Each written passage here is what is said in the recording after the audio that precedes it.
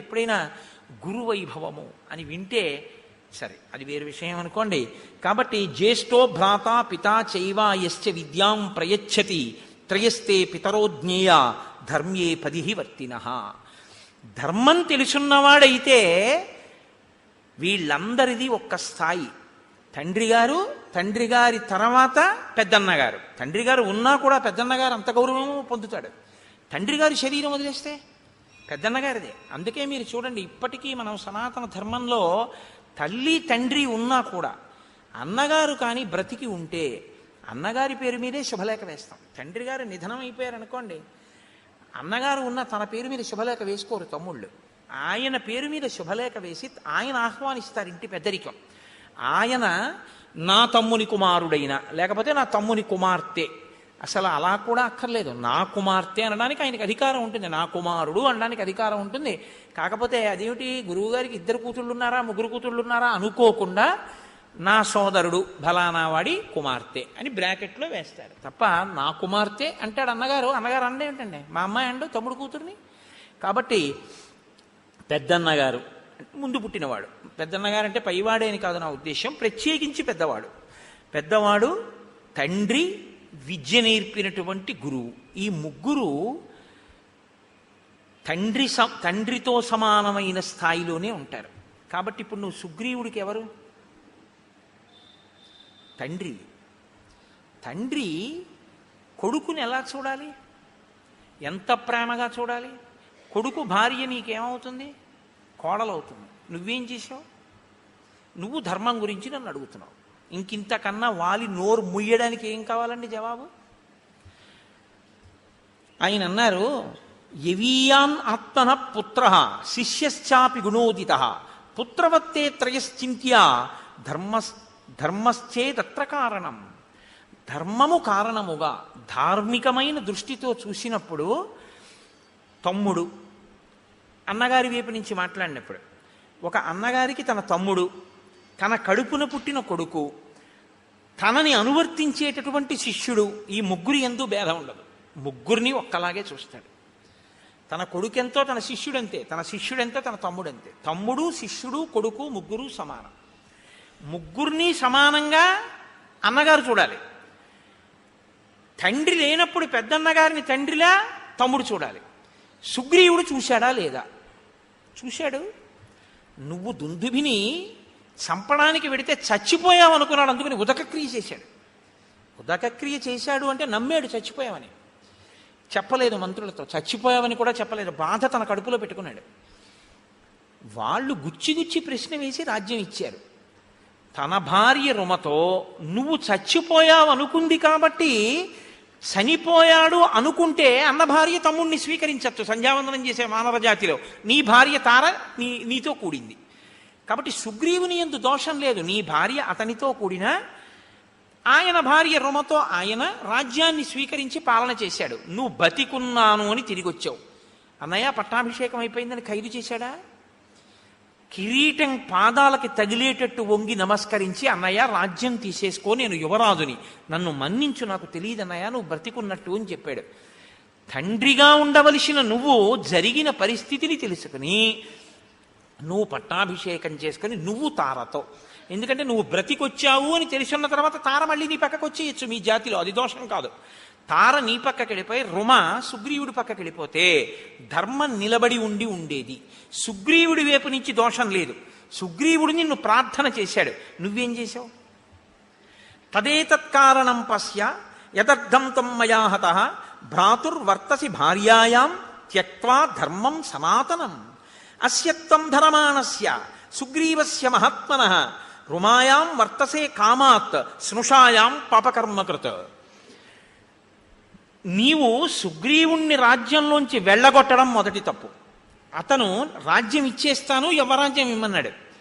నువ్వు యవ్వరాజ్యం ఇవ్వకపోగా కన్న కొడుకుని పంపినట్టు కన్న కొడుకుని ఇంట్లోంచి తప్పు లేకపోయినా పంపించడం ఎంత తప్పు అలా పంపించావు. పంపించి ఊరుకున్నావా? చంపేస్తానని వెంట పడితే భూమండలం అంతా తిరిగాడు. ఋష్యమూక పర్వతం మీద బతుకుతున్నాడు. బతికున్నాడు తమ్ముడని తెలిసి తమ్ముడు మరణిస్తే ఆమె కోరుకుంటే రుమని నువ్వు స్వీకరించవచ్చు. తమ్ముడు బతికున్నాడు, నాకు భయపడి ఋష్యమూక పర్వతం మీద ఉన్నాడని తెలిసి బలవంతంగా రుమని కామంతో నువ్వు అనుభవిస్తున్నావు ప్రతిరోజు. స్నుష అంటే ఇప్పుడు ఆమె నీకు కోడలు. తన కోడలిని ఆ దృష్టితో కూడా చూడకూడదు మామగారు. ఎందుకంటే తన కూతురు ఎంతో కోడలు అంతకన్నా ఎక్కువ స్థానం తెలుసా అండి శాస్త్రంలో. అందుకే రాముడైతే శాస్త్రం అలా ఉంటుంది. నీకు మామగారు చచ్చిపోయాడు అన్నాడు తప్ప నాకు తండ్రి గారు చచ్చిపోయాడు అని అనలేదు. పితామృతస్తే శ్వశుర పితాహీనోసి లక్ష్మణ అన్నాడు ఆయన అయోధ్యకాండలో. మీకు నేను వివరించాను కూడా. మామగారి లాంటి వ్యక్తి ఆడదాని జీవితంలో ఇంకా ఎవ్వరూ ఉండరు. ధర్మం తెలుసున్నవాడైతే ఆడపిల్ల తండ్రి ఎప్పుడూ ఒక మాట చెప్పాలి.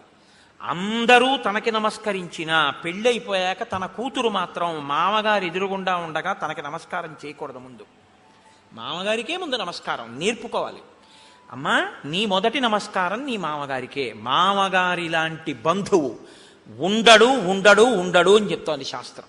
అంత ప్రేమగా ఉంటాడు మామగారు. ఇది చెప్పేటప్పుడు నాకు చాలా సంతోషంగా ఉంటుంది. నా కోడలు ఎప్పుడు వస్తుందా అనిపిస్తుంటుంది. కాబట్టి అలాగని నువ్వు ఇప్పుడేం దాని గురించి ప్రత్యేక ప్రయత్నం అక్కర్లేదు. ఆ రోజు వచ్చినప్పుడు నేను చూస్తాను. కాబట్టి యవీయాం ఆత్మన పుత్ర, నీవు స్నుష కోడలి వంటి నీ మరదలితో నువ్వు సంగమించావు, బలవంతంగా అనుభవించావు. తమ్ముడు బ్రతికున్నాడని తెలిసి. ఇప్పుడు చెప్పు, ఎవరిది ధర్మం? నువ్వు ధర్మాత్ముడివా?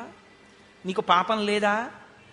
ఇప్పుడు ఇక్ష్వాకు వంశీకులదైన ఈ రాజ్యంలో ధర్మం తప్పి ఇలా తిరుగుతున్న వాణ్ణి దండించే అధికారం నాకుందా లేదా? రాజు దండన విధించాలి. ధర్మం తప్పిపోయినవాడు పరిపాలన చేస్తే ఇదే రేపు అందరూ ధర్మంగా స్వీకరిస్తారు. కాబట్టి నువ్వు దండార్హుడవు. తత్ వ్యతీతస్య తే ధర్మాత్ కామవృత్తస్య వానరా భ్రాతృభార్యాభిమర్శ్యేస్మిన్ దండోయం ప్రతిపాదితః. తమ్ముడి భార్యని అనుభవించినటువంటి నిన్ను వధించడం మినహా ఇంకొక శిక్ష శాస్త్రంలో లేదు. పోన్లే ఏదో చేసి విడిచిపెడదాం, ఓ అంగవైకల్యం చేద్దాం, ఓ కాలు తీసేద్దాం, ఓ చేయి తీసేద్దాం అంటే కుదరదు. శాస్త్రంలో ఇటువంటి తప్పు చేసిన వాడు ఇక శరీరంతో ఉండకూడదు. కాబట్టి అతన్ని మృత్యువు మార్గమునకు పంపించవలసి ఉంటుంది, మృత్యువునకు ఎరగా పంపించవలసి ఉంటుంది. కాబట్టి నేను నిన్ను చంపేశాను బాణం వేసి. సుగ్రీవేణ చమే సఖ్యం లక్ష్మణేన యథాతథా. సుగ్రీవుడితో స్నేహం చేశావు, సుగ్రీవుడితో స్నేహం చేశావు అంటున్నావు. సుగ్రీవుడితో నా స్నేహం, లక్ష్మణుడితో స్నేహం ఎటువంటిదో అటువంటిది. లక్ష్మణుడు ధర్మాత్ముడు, అందుకని నా వెంట ఉంటాడు. సుగ్రీవుడు ధర్మాత్ముడు, నా వెంట ఉండడానికి అంగీకరించాను. ఇప్పుడు సుగ్రీవుడు నా తమ్ముడి స్థానం పొందాడు. నీ తమ్ముడైనా నువ్వు సుగ్రీవుణ్ణి తమ్ముడి స్థానంలో ఉంచుకుని నేనిచ్చిన మర్యాదను ఇవ్వలేకపోయావు. కాబట్టి అన్నగా చచ్చిపోయావంతే. ఈ మాట విని ఎంత ఏడవాలండి వాలి. ఆయన మాట్లాడితే రామచంద్రమూర్తి మాట్లాడడం అంటే అంత స్పష్టంగా ఉంటుంది. కాబట్టి దారరాజ్య నిమిత్తంచ నిశ్రేయస కరస్సమే, నేను ప్రతిజ్ఞ చేశాను, ఆయన రాజ్యాన్ని ఆయన భార్యని ఆయనకి ఇప్పిస్తాను అని నేను ప్రతిజ్ఞ చేశాను. కాబట్టి ఇప్పుడు నువ్వు మరణిస్తే సుగ్రీవుడి భార్య సుగ్రీవుడికి దక్కుతుంది, ధార్మికం అవుతుంది. నీవు మరణించిన తరువాత రాజ్యము కూడా సుగ్రీవుడికి వెళ్ళిపోతుంది. నీవు బ్రతికుండగా సుగ్రీవుడు నీ పాదముల మీద పడి ప్రార్థన చేసినప్పుడు నువ్వు సరిగా ప్రవర్తించి ఉంటే నేను జోక్యం చేసుకోవలసిన అవసరం ఉండేది కాదు. నేను నిన్ను చంపడం నువ్వు తెచ్చుకున్నటువంటి పరిస్థితి తప్ప నేను నిన్ను వెతికి చంపవలసిన అవసరం నాకు లేదు. ధర్మాన్ని నిలబెట్టడానికి నిన్ను చంపడం వినా మార్గం లేని స్థితిని నువ్వు కల్పించుకున్నావు. వాలి పరిస్థితిని ఎవరూ కల్పించుకోకూడదు. కాబట్టి రాముడు ఎప్పుడు ఇచ్చే అవకాశం ఏమిటో తెలుసా అండి? తెలిసో తెలియకో చేసేసిన తప్పులకి రాముడేమండం, రామా ఎన్ని తప్పులు చేశానో తండ్రి, నా తప్పైపోయింది, నన్ను మన్నించని త్రికరణ శుద్ధిగా రామపాదముల మీద పడిపోతే ఆ పాపములన్నిటినీ మన్నించేస్తాడు రామచంద్రమూర్తి. ఆయన దయాగుణం కలిగినటువంటి వాడు రాముడు. కాబట్టి నీవు అలా ప్రవర్తించలేదు, అందుకని నిన్ను చంపవలసినటువంటి పరిస్థితి వచ్చింది. ప్రతిజ్ఞాచమయా దత్త తదా వానర సన్నిధౌ ప్రతిజ్ఞాచ కథం శక్య మద్విదేనావ వివేక్షితం. నేనొకసారి ఆ వానరుల ముందు ప్రతిజ్ఞ చేశాను సుగ్రీవుడితో స్నేహం చేసుకున్నప్పుడు. వాలిని వధిస్తాను అన్నాను. రామో దీర్ణాభిభాషతే, నాకు 2 మాటలు తెలియవు కాబట్టి ప్రతిజ్ఞాచమయా దత్త తదా వానర సన్నిభౌ, నేను వానరుల సన్నిధిలో ఏ ప్రతిజ్ఞ చేశానో అది నెరవేర్చుకోవాలి.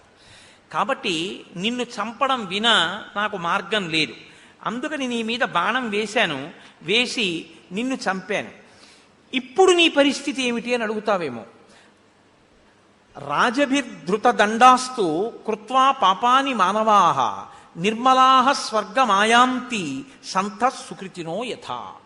సత్పురుషుడైనటువంటి వాడు జీవితంలో ఏ పాపం చెయ్యనటువంటి వాడు స్వర్గాన్ని ఎలా పొందుతాడో, నువ్వు చేసిన మహాపాపానికి నా చేత దండన పొందేశావు కాబట్టి, రాజదండన పొందేశావు కాబట్టి నీ పాపం అక్కడతో పోయింది. ఇంకా పోయింది కాబట్టి ఇప్పుడు నువ్వు స్వర్గానికి వెళ్ళిపోతావు. ఇప్పుడు నేను నీకు ఉపకారం చేశానా అపకారం చేశానా?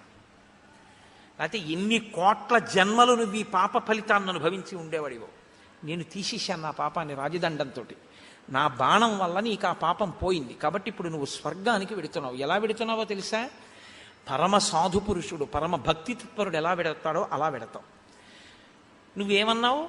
నువ్వు పరాన్ముఖుడిగా ఉండగా ఎవరితోనో యుద్ధం చేస్తున్నప్పుడు నేను చాటు నుంచి నీ మీద బాణం వేశాను, అది తప్పని నువ్వు అన్నావు.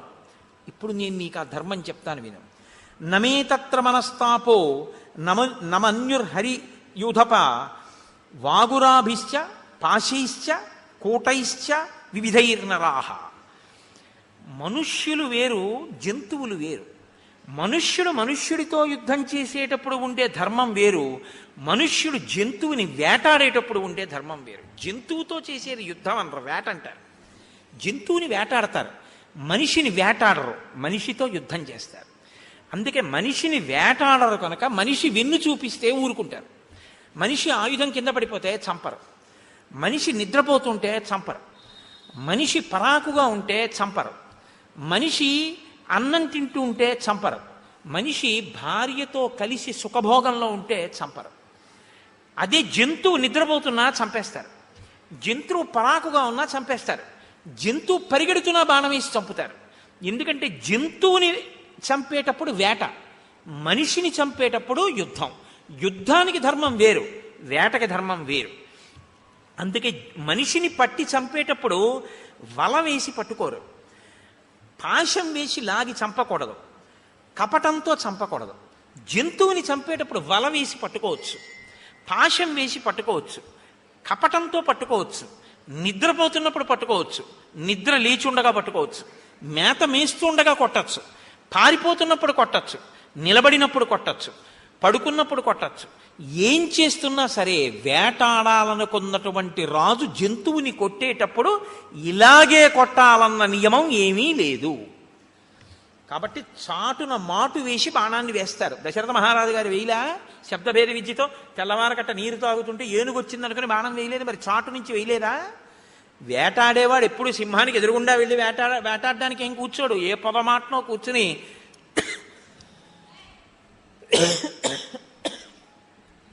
సింహం వచ్చింది అనుకుంటే వెంటనే సింహం మీద బాణప్రయోగం చేస్తారు. అంతేగాని ఆ సింహానికి ఎదురుగుండా వచ్చి యుద్ధం చెయ్యాలని నియమం లేదు. వేట అన్న పదానికి అర్థం ఏమిటంటే జంతువుని మనిషి కొట్టేటప్పుడు వేట, మనిషి మనిషిని కొట్టేటప్పుడు యుద్ధ ధర్మం. నువ్వెవరు? వానరుడివి, నేనెవరు? నరుణ్ణి. నువ్వు జంతువు, నేను నరుడు. జంతువుని కొట్టేటప్పుడు మనుష్య ధర్మం పాటించమని నువ్వెవరు నాకు చెప్పడానికి ధర్మం? జంతువుని కొట్టేటప్పుడు వేట ధర్మం, నా ఇష్టం. ఎదురుగుండా నిలబడి కొడతా, పక్క నుంచి కొడతా, వెనక నుంచి కొడతా, పారిపోతుంటే కొడతా, వలేసి కొడతా, పాశం వేసి కొడతా, నిద్రపోతున్నా కొట్టేస్తా. ఎందుకు కొట్టేస్తానంటే నువ్వు జంతు శరీరంలో ఉన్నావు, నేను మనుష్య శరీరంలో ఉన్నా. ఇక్కడ యుద్ధ ధర్మం వర్తించదు. నీకు ధర్మాధర్మములు నీకు తెలియవు. అసలు నీకు ధర్మాధర్మాలు తెలిస్తే నీ కోడలు వంటి నీ మరదలితో నువ్వు సంగమించేవాడివే కాదు. అసలు ఏ ధర్మమో నీకు తెలియదు, ఏ ధర్మమో తెలుసుకుందామని నువ్వు ప్రయత్నించలేదు. నీకు తెలిసిన ధర్మం ఒక్కటే, నీకు పశుధర్మం ఒక్కటే తెలుసు. నీకు ఒంట్లో కండ కావరం ఉంది కాబట్టి దాంతో నువ్వు వెళ్ళి నీకేం కావాలంటే అది అనుభవించావు. ఆ పాపం అనుభవించవలసిన రోజు వచ్చింది, నా చేతి బాణంతో తెగటారిపోయావు. కాబట్టి చాట్నించి కొట్టావు, పరాన్ముఖుడవై కొట్టావు. నేనెవరితోనో యుద్ధం చేస్తుంటే కొట్టావంటా ఏంటి? నాకు నేను పొందవలసిన ధర్మాన్ని, నేను పాటించవలసిన ధర్మాన్ని నేను ఎవరి పట్ల పాటించాలో అది మానేసి నీ పట్ల నేను పాటించాలి ధర్మాన్ని చెప్పడానికి నువ్వెవరు? శాస్త్రం ఏది చెప్పిందో అది ధర్మం, నువ్వు చెప్పింది ధర్మం కాదుగా. తత్ శాస్త్రం ప్రమాణంతే, శాస్త్రము ప్రమాణం. ఇదే నేను మీతో మనవి చేసింది. రాముడు ఎప్పుడు మాట్లాడినా శాస్త్రమే మాట్లాడతాడు, తన సొంత నిర్ణయాలు చెప్పడు రాముడు. ధర్మాన్ని నిర్ణయించినది శాస్త్రాలు నిర్ణయించేయి, స్మృతులు నిర్ణయించేయి. ఆ స్మృతులు నిర్ణయించినప్పుడు క్షత్రియులకి వేట ధర్మాన్ని నిర్ణయించాయి, యుద్ధ ధర్మాన్ని నిర్ణయించాయి. వేట ధర్మం జంతువుల పట్ల, యుద్ధ ధర్మం సాటి మనుష్యుల పట్ల. ఇప్పుడు నేను ఒక జంతువుని వేటాడేటప్పుడు పరాన్ముఖంగా ఉండగా కొట్టానా, ఎదురుగుండా కొట్టానా, పారిపోతే కొట్టానా? ఇవేవి నాకు అధర్మాన్ని తీసుకురావు. కాబట్టి నీవు నన్ను ఇలా కొట్టామేమని అడిగేటటువంటి అధికారమే నీకు లేదు. అసలు ధర్మం అన్న మాట ఎత్తే అధికారం నీకు లేదు. నువ్వు చాలా ధర్మాత్ముడవైనట్టు మాట్లాడుతున్నావు. కారణం ఏమిటో తెలుసా? నీకేమీ తెలియకపోవడమే కారణం. ఏవ ముక్తస్తు రామేణ వాలి ప్రవ్యధితో భృజం నదోషం రాఘవే దధ్యౌ ధర్మేధిగత నిశ్చయ ప్రత్యువాచ తతో రామం ప్రాంజలిర్వానరీశ్వర. ఈ మాటలు విన్నట్ట వాలి 2 చేతులు ఎత్తి కన్నీటితో నమస్కారం చేశాట. అయ్యా, నేను ఎంత తప్పు మాట్లాడానో నాకు అర్థమైంది. రామా, మీరు ధర్మమూర్తి, రాశీభూతమైనటువంటి ధర్మం. ఇది తెలియక నేను ధర్మాత్ముణ్ణనుకుని మీరు తప్పు చేశారనుకుని నా నోటికొచ్చినట్టు వదరాను. అయినా మీరు మహానుభావుడు కాబట్టే మీరు ఒక మాట అన్నారు, నీ మీద నాకు కోపము లేదు, నువ్వు చచ్చిపోయావని నాకు బాధ లేదు, నా కర్తవ్యం పూర్తయింది అన్నారు. నేను ఇన్ని మాటలన్నా మీరు నా మీద ఎందుకు ఖేదపడలేదంటే, అజ్ఞాని, ఏమీ తెలియనివాడు. వాడికి ఏ ధర్మం తెలిసని వాడు సరిగ్గా మాట్లాడతాడు, వాడికి ఏం తెలియదు. ఏమీ తెలియనివాడు మాట్లాడితే దానికి నేను చింతిస్తే నా స్థాయి తగ్గుతుంది.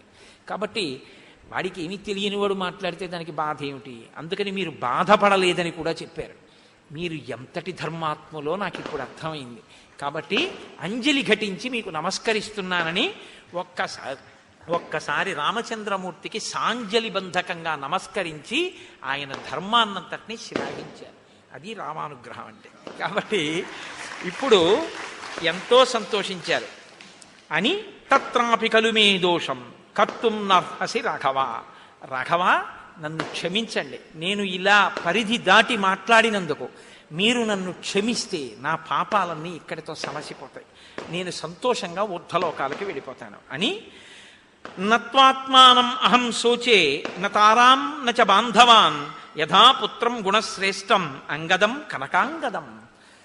ఇంకా ధనేష, దారేష, పుత్రేష ఉంటుంది కదండి. ధనేష, దారేష గెలిచాడు రామదర్శనంతో, పుత్రేష ఉండిపోయింది. నాకిప్పుడు తార గురించి బెంగలేదు, ఈ భూమి గురించి బెంగలేదు, అంటే రాజ్యం గురించి. అంగదం కనకాంగదం, బంగారు కేయూరములు పెట్టుకు తిరగడం అంటే ఇష్టమైనటువంటి నా కొడుకు చిన్నవాడున్నాడే, వాడికి ఏమీ తెలియదు పాపం ఇంకా ప్రవర్తన. రేపు సుగ్రీవుడు రాజవుతాడు, ఎలా ప్రవర్తిస్తాడో తెలియక ఆ సుగ్రీవుని యొక్క శత్రువులతో కలిసి తిరిగితే సుగ్రీవుడికి కోపం వస్తుంది.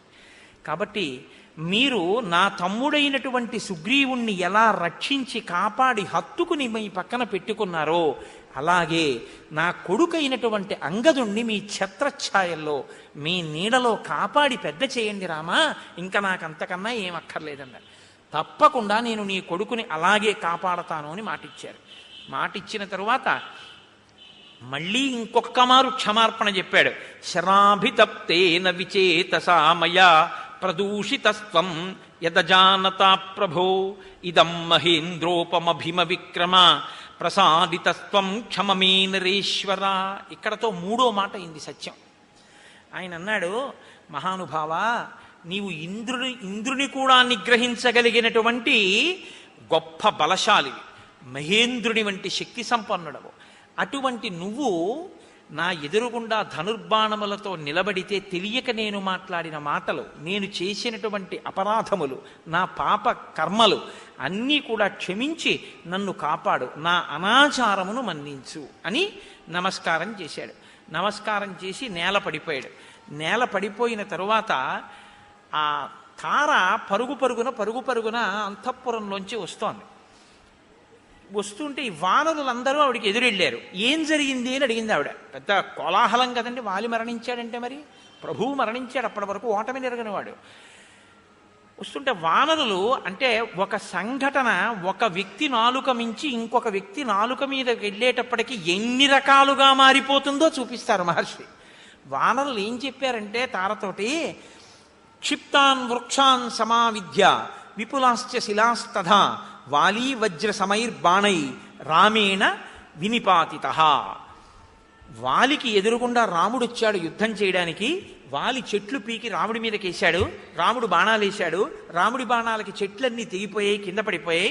ఏదో ఇద్దరు చాలాసేపు దెబ్బలాడుకున్నారు. దెబ్బలాడుకున్న తర్వాత వాలి మీద బాణం వేశాడు.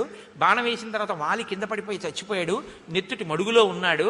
ఇప్పటిదాకా వాలి రాజ్యంలోంచి దూరంగా పంపించిన వాళ్ళు, ఇక్కడికి వద్దామనుకుంటున్న వాళ్ళు, ఇక్కడ ఉండి వాలి విరోధులు అందరూ ఒకటైపోయారు. ఇప్పుడు సుగ్రీవుడు వాళ్ళకి నాయకత్వం వహిస్తున్నాడు.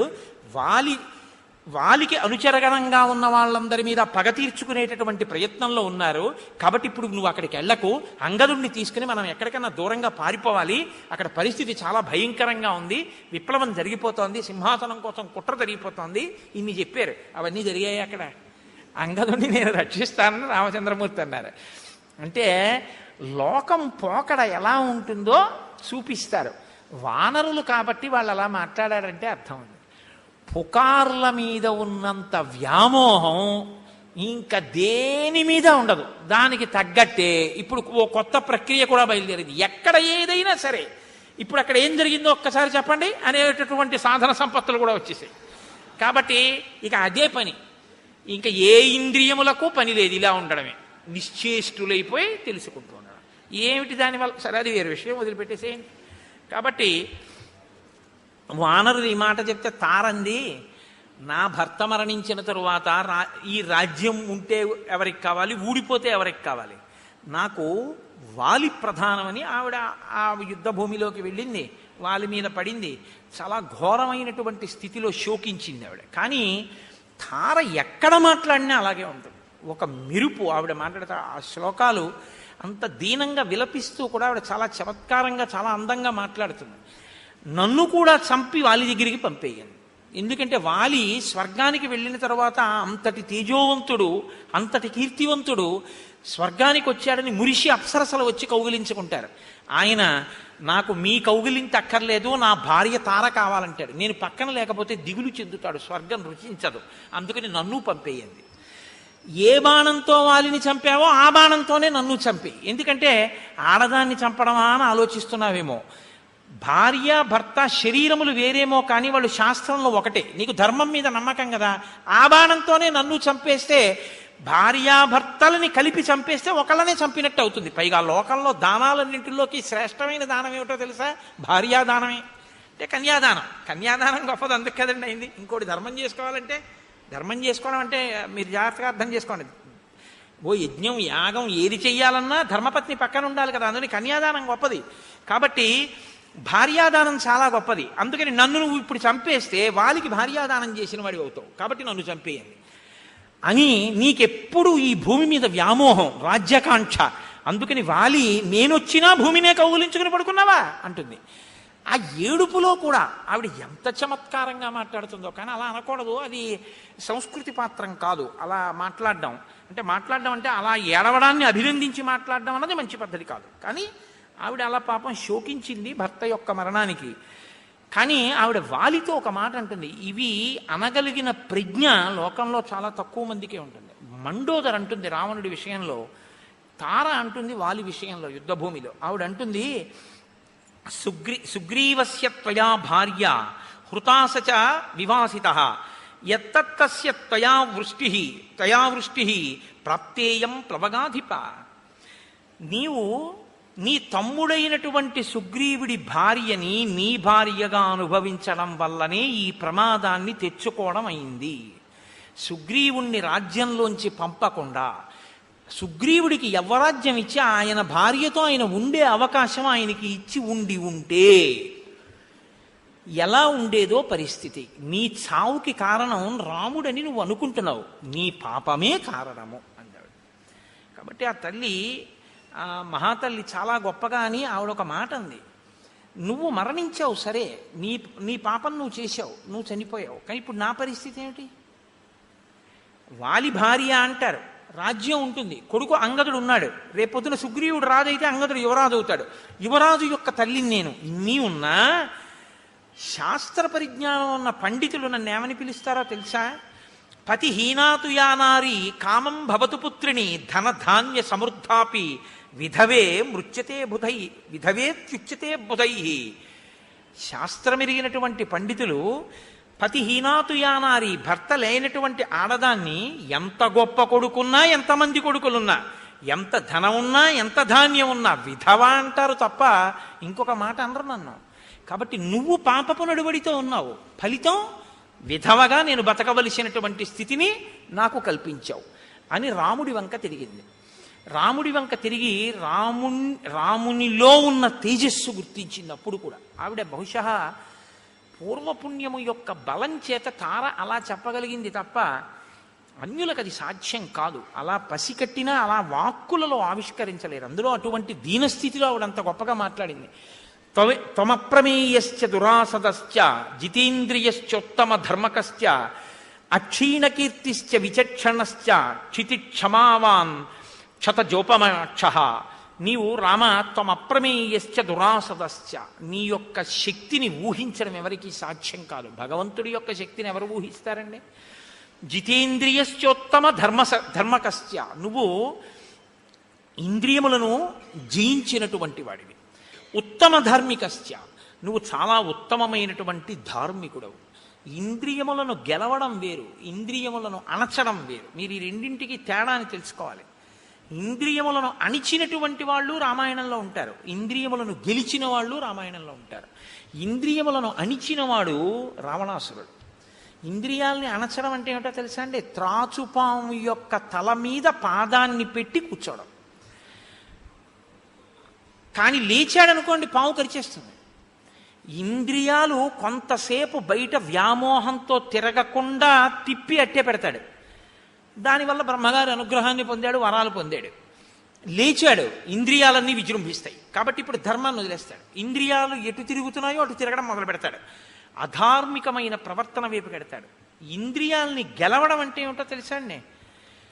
తాను ధార్మికంగా అనుభవించకూడదు అన్న సుఖం తన కన్నుల ముందు కనపడి తనని కోరుకున్నా తాను ఆ సుఖాన్ని అనుభవించాడు. ఎందుకంటే శాస్త్రం అంగీకరించాలి కనుక. ఆయన ఇంద్రియముల యందు కాని మనస్సు యందు కాని వికారము కలగదు. అలాంటివాడు ఇంద్రియములను గెలిచినవాడు.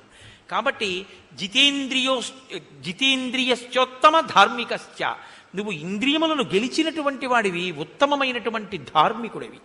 అక్షీణ కీర్తిశ్చ విచక్షణశ్చ, నీ కీర్తి క్షీణించదు. తెలియక వాలి ఏదో అన్నాడు, నీ కీర్తి మాసిపోయింది వాల్టితోనని. అక్షీణ కీర్తిశ్చ విచక్షణశ్చ, నీకు యుక్తాయుక్త విచక్షణ బాగా ఉన్నవాడివి. క్షితిక్షమావాన్, భూమికి ఎంత ఓర్పుందో అంత ఓర్పున్నవాడివి. క్షతజోపమాక్ష, ఎరుపు జీరలు తేరి రక్తం ఎలా ఉంటుందో అటువంటి కన్నులు ఉన్నటువంటి వాడివి, అంత అందగాడివి. త్వమాప్త బాణాసన బాణపాణి మహాబల సంహననోపపన్న మనుష్య దేహాభ్యుదయం విహాయ దివ్యేన దేహాభ్యుదయేన యుక్త. నువ్వు ఆ ధనస్సు పట్టుకుని బాణాలు తూణీరం కట్టుకుని ఇలా నిలబడితే తార వచ్చేటప్పటికి ఆయన దాని మీద వాలి ఉన్నాడు ఇలాగా ఆ ధనస్సు మీద. నువ్వు నిలబడితే నీ అవయవ సంఘాతముందే, నీ శరీరంలో అవయవాల యొక్క పొందిక, దాన్ని చూస్తుంటే అది ఒక మనుష్య శరీరానికి ఉండేటటువంటి అవయవముల యొక్క పొందిక కాదు, అది దేవతల యొక్క శరీరపు కాంతులు నీ శరీరపు కాంతులలో కనపడుతున్నాయి. కాబట్టి నువ్వు సాక్షాత్ ఈశ్వరుడవు అని ఆవిడ రామచంద్రమూర్తి యొక్క వైభవాన్ని కీర్తించింది. కీర్తించి ఆమె తాను కూడా సహగమనం చేస్తానని. లోకంలో ఒక పోకడ ఒకటి ఉంటుంది. ఇంత చంపించేసినటువంటి సుగ్రీవుడు అన్నాడు, పాపం నేను ఎప్పుడు కనపడినా మా అన్నయ్య చెట్టు కొమ్మలతో కొట్టి ఇంకెప్పుడు రాకని తరిమేసేవాడు తప్ప చంపలేదు, నేను మాత్రం మా అన్నయ్యని చంపించేశాను, అలాంటి తమ్ముడు లోకంలో ఉండడు. ఇప్పుడు చనిపోతున్నటువంటి అన్నయ్యని చూసిన తరువాత నాకు ఎంత మాత్రమూ కూడా ఈ రాజ్యాన్ని తీసుకోవాలని లేదు. అందుకని ఋష్యమూక పర్వతం మీదకి వెళ్ళిపోయి కందమూలాలు తింటూ ఉంటాను. అక్కడే ఉంటాను, అంగదుడికి రాజ్యం ఇచ్చేయండి, అన్నయ్యని చంపి పాపం మూట కట్టుకున్నాను, తారావిలాపం చూస్తే నా హృదయం కదిలిపోతోందన్నాడు. చిత్రం ఏమిటో తెలుసా అండి, రాముడు ఇచ్చాడు. ఇది రాముడి హృదయం అంటే. అందుకే శ్రీ రఘురామచారు తులసీ దళదామ సమక్షమాది శృంగార గుణాభిరామ త్రిజగన్నుత శౌర్య రమా లలామ దుర్వార కబంధ రాక్షస విరామ జగజ్జన కల్మషార్ణవోత్తారక రామ భద్రగిరిదా శరథి కరుణాపయోనిధి అంటాడు రామదాసు గారు. ఆయన మహానుభావుడు, ఎదుటివారి కల్మషాన్ని కడుగుతాడు. తన స్నేహితుడు అగ్నిసాక్షిగా స్నేహం చేసుకున్నటువంటి ఆ సుగ్రీవుడు అన్నగారు చచ్చిపోయారని ఏడిస్తే ఆ ఏడుపుకి తాను ఏడ్చాడు. ఏడ్చి ఇంకా ఆయన మరణించలేదు, అంగదుణ్ణి సుగ్రీవుడికి అప్పజెప్పాడు. అప్పజెప్పి వీడి తెలిసి తెలియక చిన్నతనం ప్రవర్తిస్తే నువ్వు రక్షించు, కాపాడు అని యవ్వరాజ్య పట్టాభిషేకం చెయ్యమని కోరి సుగ్రీవుడితో ఒక మాట అన్నాడు. ఈ మాల నా మెడలో ఉన్నంతకాలం నా ప్రాణం పోదు, కాబట్టి ఈ మాల వహిస్తుంది నా యొక్క పరాక్రమాన్ని, తేజస్సుని, ప్రాణాల్ని, కాబట్టి ఈ మాల తీసి నీ మెడలో వేసేస్తాను, దగ్గరికి రమ్మన్నాడు. సుగ్రీవుడు వచ్చిన తర్వాత తన మెడలో ఉన్నటువంటి మాల తీసి సుగ్రీవుడి మెడలో వేసి భయంకరంగా పళ్ళు బయట పెట్టి కనురెప్పలు పెద్దవి చేసి గుడ్లు పైకి పెట్టి మరణించాడు అని రాశారు వాల్మీకి మహర్షి. అంత ఘోరమైనటువంటి చావు చచ్చిపోయాడు. రామబాణపు దెబ్బ అప్పుడు తెలిసింది ఆ మాల తీసేయగానే. అప్పటి వరకు అది ఓర్చేటట్టు చేసింది. మరణించాడు, ఏడ్చారు, లక్ష్మణమూర్తి ఆదేశించారు, వెళ్ళారు, ఒక పెద్ద శిబిక ఒకటి తీసుకొచ్చారు, అందులోకి ఈ పార్థివ శరీరాన్ని ఎక్కించారు. తారాదులు కూడా వెనకాతల వెళ్ళారు. వాళ్ళ ఆచారం ప్రకారం రుద్రభూమిలో దాన్ని కట్టెల మీద పడుకోబెట్టి చందన కాష్టముల యందు పడుకోబెట్టి నీ పోసి సమంత్రకంగా అంగదుడు అగ్నికి ఆహుతి చేసేసాడు వాలి శరీరాన్ని. అక్కడతో వాలి నిహతుడైపోయాడు. కానీ ఇప్పుడు నేను అనుకుంటున్నాను, బహుశः వాలిని వధించడంలో రామచంద్రమూర్తి యొక్క ధర్మం విషయంలో మీకెవ్వరికీ అనుమానం లేని రీతిలోనే రామచంద్రమూర్తి చెప్పిన జవాబుని నేను మీకు కొంత చెప్పగలిగానేమో అని నేను అనుకుంటున్నాను. కాబట్టి ఎవరైనా తెలియక వాలిని రాముడు చాటు నుంచి కొట్టాడంటే రాముడి జవాబుని మీరు నేను కూడా చెప్పవలసి ఉంటుంది. ఎందుకంటే రాముడి కీర్తిని కాపాడడం, ధర్మం యొక్క కీర్తిని కాపాడడం. ఇప్పుడు ఇది పూర్తయిపోయిన తరువాత దానికి సంబంధించిన అంత్యేష్టి సంస్కారం అంతా పూర్తయిపోయింది. మీరు శ్రీరామాయణంలో తప్పకుండా గమనించవలసిన విషయం ఇది. ఎప్పుడైనా సరే, ఎంత నీచుడైనా సరే, ఒకసారి చచ్చిపోతే మాత్రం ఆ శరీరాన్ని అలా వదిలేయడు రాముడు.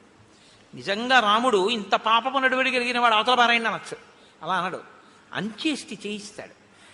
ఒక మనిషి చనిపోతే అంత్యేష్టి సంస్కారం చెయ్యడం ఎంత అవసరమో, ఎవరూ లేనటువంటి అనాథగా ఎవరైనా మరణిస్తే అటువంటి శరీరానికి అంత్యేష్టి సంస్కారం చేయడం ఎంత గొప్పదో. కలియుగంలో అశ్వమేధయాగం లేదు, అనాథ ప్రేత సంస్కారమే అశ్వమేధయాగం. కాబట్టి దాని గొప్పతనం ఏమిటో రామచంద్రమూర్తి 1కి 10 మార్లు రామాయణంలో నిరూపిస్తుంటారు. అందుకే ఆ వాలి యొక్క శరీరానికి కూడా అంత్యేష్టి సంస్కారం చేయించి మళ్ళీ ఆ ప్రశ్రవణ పర్వత శిఖరపు గుహయందు కూర్చున్నారు. హనుమదాదులు సుగ్రీవుడు వెళ్ళారు ఆయన దగ్గరికి. వెళ్ళి అన్నారు, భవత్ ప్రసాదాత్ సుగ్రీవ పితృపైతామహం మహత్ వానరాణాం సుదుష్ప్రాపం ప్రాప్తో రాజ్యమిదం ప్రభో భవతా సమునుజ్ఞాతః ప్రవిశ్య నగరం శుభం సంవిధాస్యతి కార్యాణి సర్వాణి ససుహృజ్జనః స్నాతోయం వివిధైర్గంధైః ఔషధైశ్చ యథావిధి అర్చయిష్యతి రత్నైశ్చ మాల్యైశ్చ త్వాం విశేషతః ఇమాం గిరిగుహాం రమ్యాం అభిగంతుమితోర్హసి కురుష్వ స్వామి సంబంధం వానరాన్ సంప్రహర్షయన్. హనుమ సుగ్రీవుడు ఇతర వానర ప్రముఖుల్ని తీసుకుని ఆయన కూర్చున్నటువంటి పర్వత గుహ దగ్గరికి వెళ్ళి రాముడితో అన్నారు, వాలి వధ పూర్తయిపోయింది, ఇది తాత ముత్తాతల నుంచి సంక్రమిస్తున్నటువంటి వానర రాజ్యపు సింహాసనం కనుక ఇప్పుడు సుగ్రీవుణ్ణి ఆ పట్టాభిషేకం చేసి ఆ సింహాసనం మీద కూర్చోపెట్టాలి, అంగదుడికి యవ్వరాజ్యం ఇవ్వాలి. రామచంద్ర ప్రభో మీరు కూడా బయలుదేరి కిష్కింధానగరంలోకి వచ్చి అంతఃపురంలో ఈ పట్టాభిషేకాన్ని వైభవంగా జరిపించవలసింది అన్నారు. అంటే రామచంద్రమూర్తి అన్నారు, 14 సమాహ సౌమ్య గ్రామం వా యదివాపురం న ప్రవేక్ష్యామి హనుమన్ పితుర్నిర్దేశపాలక. అది పట్టాభిషేకమే కావచ్చు, కానీ మా నాన్నగారు నన్ను 14 ఏళ్ళు అరణ్యవాసం చేయమన్నారు. అందుకని నేను అది నగరమా జనపదమా నేను దాని లోపలికి మాత్రం రాను, నేను ఊరు బయటే ఉంటాను, అరణ్యంలో నాకు ఈ పర్వత గుహ చాలు, నేను ఈ గుహలో ఉంటాను. కాబట్టి చక్కగా సంతోషంగా మీరు పట్టాభిషేకాన్ని పూర్తి చేసుకోండి అంటే సుగ్రీవుడు అయితే మనం వెంటనే సీతాన్వేషణం చేద్దామన్నాడు. ఆయన అన్నారు కాదు, ఇది వర్షాకాలం కాబట్టి వర్షములు పడుతూ ఉంటాయి, ఇప్పుడు అన్వేషణం కూడా చాలా కష్టం, దారులు సరిగా ఉండవు, పైగా నువ్వు ఎంతో కాలంగా భార్యని విడిచిపెట్టి రాజ్యం లేక దీనుడవై తిరిగావు, ఇప్పుడే నీకు రాజ్యం వచ్చింది, భార్యా సుఖం కలిగింది, కాబట్టి నువ్వు సంతోషంగా ఈ వర్షాకాలం అయిపోయేంత వరకు భోగాన్ని అనుభవించు, తదనంతరం శరత్కాలం వచ్చిన తరువాత నువ్వు సీతాన్వేషణం చేద్దువుగానివి. ఇతరుల యొక్క సుఖాన్ని ఇతరుల యొక్క సౌకర్యాన్ని ముందు ఆలోచిస్తాడు రామచంద్రమూర్తి. ఆ వానలు పడితే ఆవిడకి వెళ్తాయి లేదు, వానరాలు అవతల సీతమ్మ ఏమైపోయిందో, ఈయన పని అయిపోయింది కదా అని అలా కాదులే వెళ్దాం పద బయలుదేరు, ఏం పర్వాలేదు, హనుమ వెళ్ళలేరా, నువ్వు వెళ్ళలేవా అందరం సంతోషంగా కొంతకాలం గడుపు, తర్వాత మనం బయలుదేరుదాం అంటారు. ఇతరుల యొక్క సౌఖ్యాన్ని ఇతరుల యొక్క సుఖం గురించి ఆలోచించగలిగినటువంటి ప్రజ్ఞ, మనం ఆలోచించినట్టే జరగాలనేటటువంటి మౌఢ్యం వదిలిపోవాలంటే రామాయణం చదవాలి. ఎవరో మహానుభావుడు ఎక్కడన్నాడో కానీ, ఎక్కడంటే మంచి మాట మంచి మాటేగా, తనకు తాను సుఖపడితే తప్పు కాకున్నా 10 మందిని సుఖపెడితే ధన్యతవో నాన్న కదా. కాబట్టి కార్తికే సమనుప్రాప్తే త్వం రావణ వధేయత ఏష నః సమయ సౌమ్య ప్రవిశ్వత్వం స్వమాలయం. ఈ వర్షాకాలం అయిపోయే వరకు నువ్వు హాయిగా అంతఃపురంలో సంతోషంగా భోగం అనుభవించు అని చెప్పి పంపించేశారు. పంపించేసి రామచంద్రమూర్తి ఒక పర్వత గుహలో ఉంటున్నారు. ఆ పర్వత గుహలో ఉన్నప్పుడు బయట వర్షాకాలం, ఆ వర్షాకాలంలో ఆ వర్ష ఋతువుని వాల్మీకి మహర్షి వర్ణన చేశారు. అనితర సాధ్యం. అసలు వాల్మీకి మహర్షి ఆ ఋతువుల్ని చూసినటువంటి తీరు, ఆ ప్రకృతి వైభవాన్ని వర్ణించినటువంటి తీరు అనన్య సామాన్యమైనటువంటి ప్రజ్ఞ. ఉత్తరోత్తర ఇతర కవులకు అందరికీ కూడా ఇదే మార్గదర్శకమైంది. ఏదో కథాపరంగా చెప్పి కథ వెళ్ళిపోవడమే కాదు, ఒక్కొక్కసారి మీరు కావ్యపరంగా ఋతువర్ణనలో ఉండేటటువంటి అందాన్ని కూడా ఆస్వాదించవలసి ఉంటుంది. వర్ష ఋతువు గురించి వాల్మీకి మహర్షి చేసిన వర్ణన చూడండి. పర్వత గుహలో ఉన్నటువంటి రాముడు లక్ష్మణుడితో చెప్తున్నాడు ఆ వర్ష ఋతువు యొక్క అందాన్ని. తాను స్వయంగా చెప్పడం కాదు మహర్షి, రామచంద్రమూర్తి కళ్ళల్లోంచి చూస్తారు ఆ అందాన్ని, చూసి చెప్తారు. శక్యం అంబరమారుహ్య మేఘ సోపాన పంక్తిభి కుటజార్జున మాలాభి అలంకర్తుం దివాకరం. లక్ష్మణ, ఈ మేఘాలున్నాయే ఇవి బాగా కిందకి దిగిపోయాయి. నేను ఒకసారి వెంకటాచలం వెళ్ళాను ఏదో సేవ చేయడానికి, ఆ శ్రవణ మాసంలో వెళితే ఆ రోజు వెంకటాచలంలో ఆనందనిలయంలోంచి బయటకు వచ్చేసరికి ఎవరికి ఎవరూ కనపడలేదు. ఇంకా ఎందుచేత అంటే మేఘాలన్నీ దిగిపోయాయి కొండ మీదకి. ఒక్కొక్కసారి అసాధారణంగా అలా జరుగుతూ ఉంటుందిట. మేఘాలన్నీ దిగిపోతే నేను యథార్థం చెప్తున్నాను, నా భార్య చెయ్యి పట్టుకుని వెతుక్కుంటూ కళ్ళు చిట్లించి దట్టమైన పొగమంచులో నడుచుకుంటూ వెళ్ళినట్టుగా కాటేసుకు వెళ్ళగలిగాం. బస్సులు, కార్లు, వాహనాలు అన్నీ ఎక్కడివక్కడ ఆగిపోయాయి. కొండ దిగడానికి తిరగట్లేదండి, కార్లు అవి ఏమి అలౌ చేయట్లేదన్నారు. మా అదృష్టం కొద్దీ ఏదో అయితే ఇవాళకి ఈశ్వరుడు కొండ మీద ఉంచేసినట్టే అనుకున్నాం. ఏదో 2-3 గంటలు పోయిన తర్వాత మబ్బులన్నీ మళ్ళీ పైకి వెళ్ళిపోయిన తర్వాత అప్పుడు మళ్ళీ కొండ దిగగలిగాం. కాబట్టి ఆ ఇక్కడ ఇలాంటి ఊళ్ళల్లో అటువంటివి జరగడం కష్టం. బయట అరణ్య ప్రాంతాల్లోనూ కొండల్లోనూ ఆ ప్రకృతి యొక్క వైభవం అలా ఉంటుంది. ఆ మేఘాలన్నీ ఇలా కిందకి దిగితే గుహలోంచి చూసి రాముడు అంటున్నాడు, లక్ష్మణ, మన కులదైవం కదా, మన వంశం సూర్యవంశం కదా, సూర్య భగవానుడి దగ్గరికి వెళ్ళి మనం ఎప్పుడూ కూడా కొండమల్లెలతో కూడుకున్నటువంటి తెల్లని పుష్పమాల, ఎర్ర గన్నీరుమాల, తెల్ల పూలు ఎర్ర పూలు కదా సూర్యభగవానుడికి అర్చన, ఈ 2 పుష్పహారములను అసలు మన వంశానికంతటికీ కూడా కులదైవమైనటువంటి సూర్యనారాయణమూర్తికి మనం ఎప్పుడు వేయలేదు. మనం సూర్యవంశ ప్రభువులం, ఎప్పుడూ లోపల ఏదో మూర్తికి వేయడమే. ఇవాళ మేఘములనేటటువంటి మెట్లు కట్టి ఈ మెట్లెక్కి సూర్యనారాయణమూర్తి మెళ్ళలో కొండమల్లెల దండ గన్నీరు దండ వేయడానికి వీలుగా సూర్యమండలానికి మేఘాలని మెట్లు నిర్మించి ఈశ్వరుడు తన సేవ చేసుకోమని పిలుస్తున్నట్టు లేదా అని అడిగాడు. ఆ మేఘ పంక్తుల్ని సూర్యమండలం వరకు ఉన్న వాటిని ఆయన అలా అభివర్ణించారు. సంధ్యా రాగోద్ధితై స్తామ్రై అంతేష్వదిక పాండరై స్నిగ్ధై రభ్రపటఛేదై బద్ధవ్రణమివాంబరం. ఆకాశంలో సూర్యబింబం ఉంది, సూర్యాస్తమయం అవుతోంది, ఇంకా ఎర్రగా ఉంటుంది కదండి. సాయంకాలం సంధ్యలో సూర్యుడు ఎర్రగా ఉంటాడు. వాల్మీకి మహర్షి ఇలా వర్ణిస్తే తిక్కన గారు ఒకలా వర్ణించారు అస్తమిస్తున్న సూర్యుణ్ణి. పగలు భర్త ఆఫీస్కి వెళ్ళిపోతాడు, సాయంకాలం భర్త ఇంటికి వస్తూ ఉంటే అత్యంత ప్రీతి కలిగినటువంటి భార్య ఆయన వచ్చేస్తారని పని చేసుకుంటూ ఉంటుంది, కిటికీలోంచి చూస్తూ ఉంటుంది. అకస్మాత్తుగా ఆయన వస్తారు, కిటికీలోంచి కనపడతారనుకుని ఆవిడేదో చేసుకుంటుంటే ఆయన మెట్లెక్కి పైకి వచ్చేసాడు. వచ్చేసి తలుపు తీసుకుని లోపలికి వచ్చి ఏమాయ్ అన్నాడు. అకస్మాత్తుగా భర్తని చూసేసరికి ఆవిడ లజ్జ పొంది బుగ్గలు ఎర్రపడితే ఆవిడ ముఖం ఎంత ఎర్రగా ఉంటుందో అలా సూర్యనారాయణమూర్తి సాయంకాలం ఇంటికి తిరిగి వచ్చేస్తే ఆయన్ని చూసినటువంటి పడమటకాంత బొగ్గలలోని ఎరుపు ఆకాశం మీద అరుణారుణ వర్ణంగా పడిందని తిక్కన గారు వర్ణించారు. వాల్మీకి మహర్షి అంటారు, ఆ మబ్బు సూర్యాస్తమయం అవుతున్నటువంటి ఎర్రటి సూర్యుడికి అడ్డంగా వెళ్ళిందో తెల్ల మబ్బు. వెడితే ఇప్పుడు తెల్ల మబ్బు మధ్యలో ఎర్రగా ఉంది, అటు ఇటు అంతేష్వధిక పాండరై, అటు ఇటు తెల్లగా ఉంది. ఇది ఎలా ఉందంటేట, ఆకాశం అనేటటువంటి పురుషుడికి ఒక ఎర్రటి పుండు పుడితే తెల్లటి గాజుగుడ్డ పెట్టి కట్టు కడితే ఎర్రటి పుండు కనపడుతూ చుట్టూ తెల్లగా కట్టున్నట్టుగా ఉందిట సూర్యబింబానికి అడ్డొచ్చిన మబ్బు. అసలు ఆయన ఊహయల అంటే ఆ రోజుల్లోనే వ్రణములకు కట్టు కట్టడం అన్నది ఉందన్నమాట గాజుగుడ్డతోటి. ఇన్ని శ్లోకాలండి నిజంగా. ఈ ప్రతి శ్లోకం మీరు చదవడం, కళ్ళు మూసుకొని కాసేపు దాన్ని అనుభవించడం, ఆనందంతో. గుహలో రాముడు లక్ష్మణుడికి చెప్తుంటే మీరు కూడా ఆయన పక్కన నుంచి రాముడు ఒక్కొక్కటి చెప్తుంటే మీరు కూడా అటు చూసి ఆనందించి రామ బాగా చెప్పారు ఇంకోటి చెప్పండి అంటుంటే రాముడు చెప్తున్నట్లు మీరు భావించి ఆనందపడిపోవడమే. అలా ఉంటాయి ఆ శ్లోకాలు. మహర్షి అలా చెప్పారు మహానుభావుడు. కళాభిరివహైమీభి విద్యుద్భిరివ్యతాడితం అంతః స్తనిత నిర్ఘోషం సవేదనమివాంబరం. ఆకాశంలో నల్లటి మబ్బులు, తళుక్కుని మెరుపులు, పెద్ద పెద్ద పిడుగులు.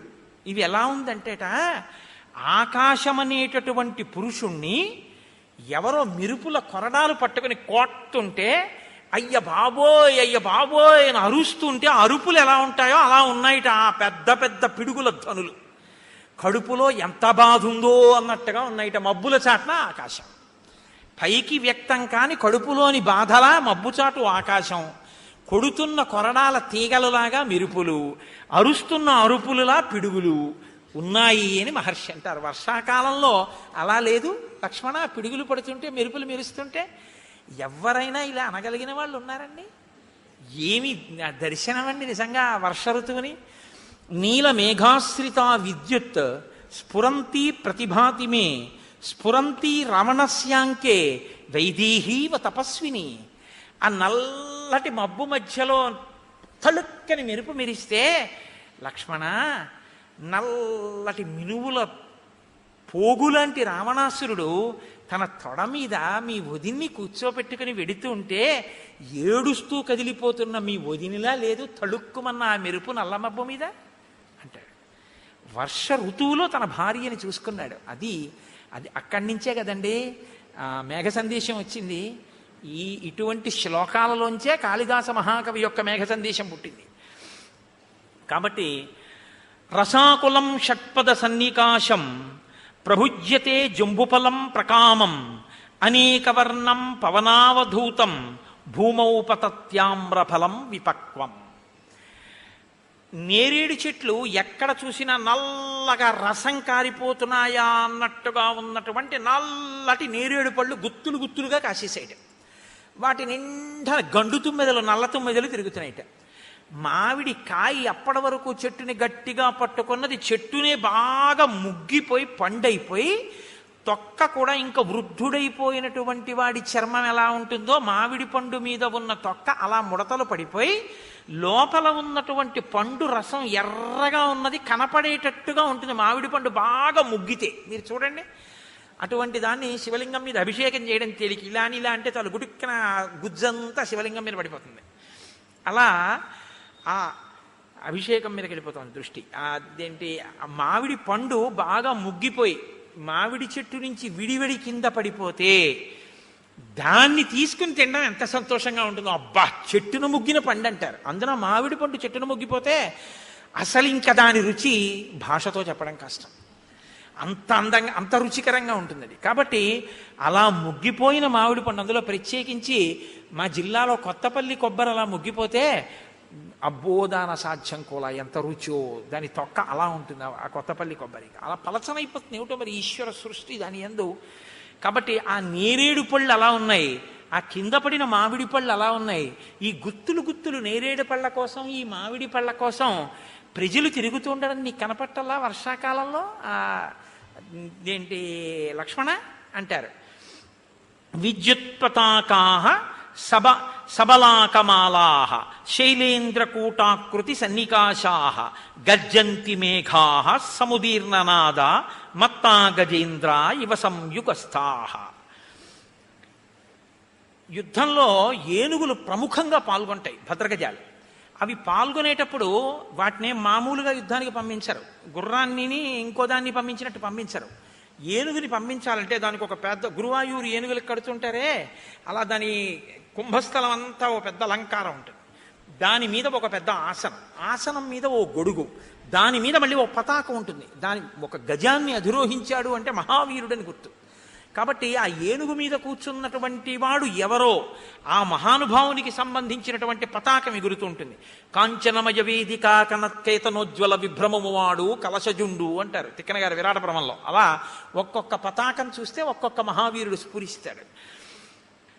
రామచంద్రమూర్తి అంటున్నారు, మేఘాన్ని చూపించి, లక్ష్మణ విద్యుత్ పతాకాః, చూసావా ఆ మేఘం మెరుపు తీగతో ఉంది. ఆ మెరుపు తీగతో ఉన్నటువంటి మేఘం పతాకం పెట్టుకున్నటువంటి ఏనుగుల, ఆ మెరుపు తీగ పతాకంలా. ఆ నల్లటి మబ్బు మీద కొంగలు ఎగరడంలో ఒక చిత్రం ఉంటుంది. మిగిలిన పక్షులు ఏదో గుంపు కిందో ఏదో అలా ఇలా ఎగురుతాయి, కొంగ అలా ఎగరదు. ఎందుకో కానీ కొంగలు బారులు బారులు అని బారులు కిందే ఎగురుతాయి. అది అనుభవించిన వాడి నోటి వెంట ఆమ్రేడితం అవుతుంది. అది మామూలుగా వెళ్ళదు, బారులు బారులుగా వెడతాయి. కాబట్టి అవి వెళ్ళేటప్పుడు కూడా చాలా చమత్కారంగా పెడతాయి. మీరు ఎప్పుడైనా మీరు చూసి ఉంటారు, నేనే వెర్రివాడిని మీరు చూడలేదనుకుని అలా చెప్తూ ఉంటాను. కానీ మీరు కొంగలు బారుగా ఆకాశంలో వెళ్తున్నప్పుడు దాని అందం చూడాలి. ఒకసారి ఇలా నిటారుగా పెడతాయి, ఒకసారి అర్ధచంద్రాకారం అయిపోతాయి, ఒకసారి ఒక మణితో కూడిన హారంలా ఇలా అవుతాయి. అన్నీ ఒక్కలా కదిలి, ఏదో పెరేడ్ చేస్తున్నటువంటి సైనికులు కదిలినట్టు ఒక హారం వెడుతున్నట్టు వెడుతుంటాయి.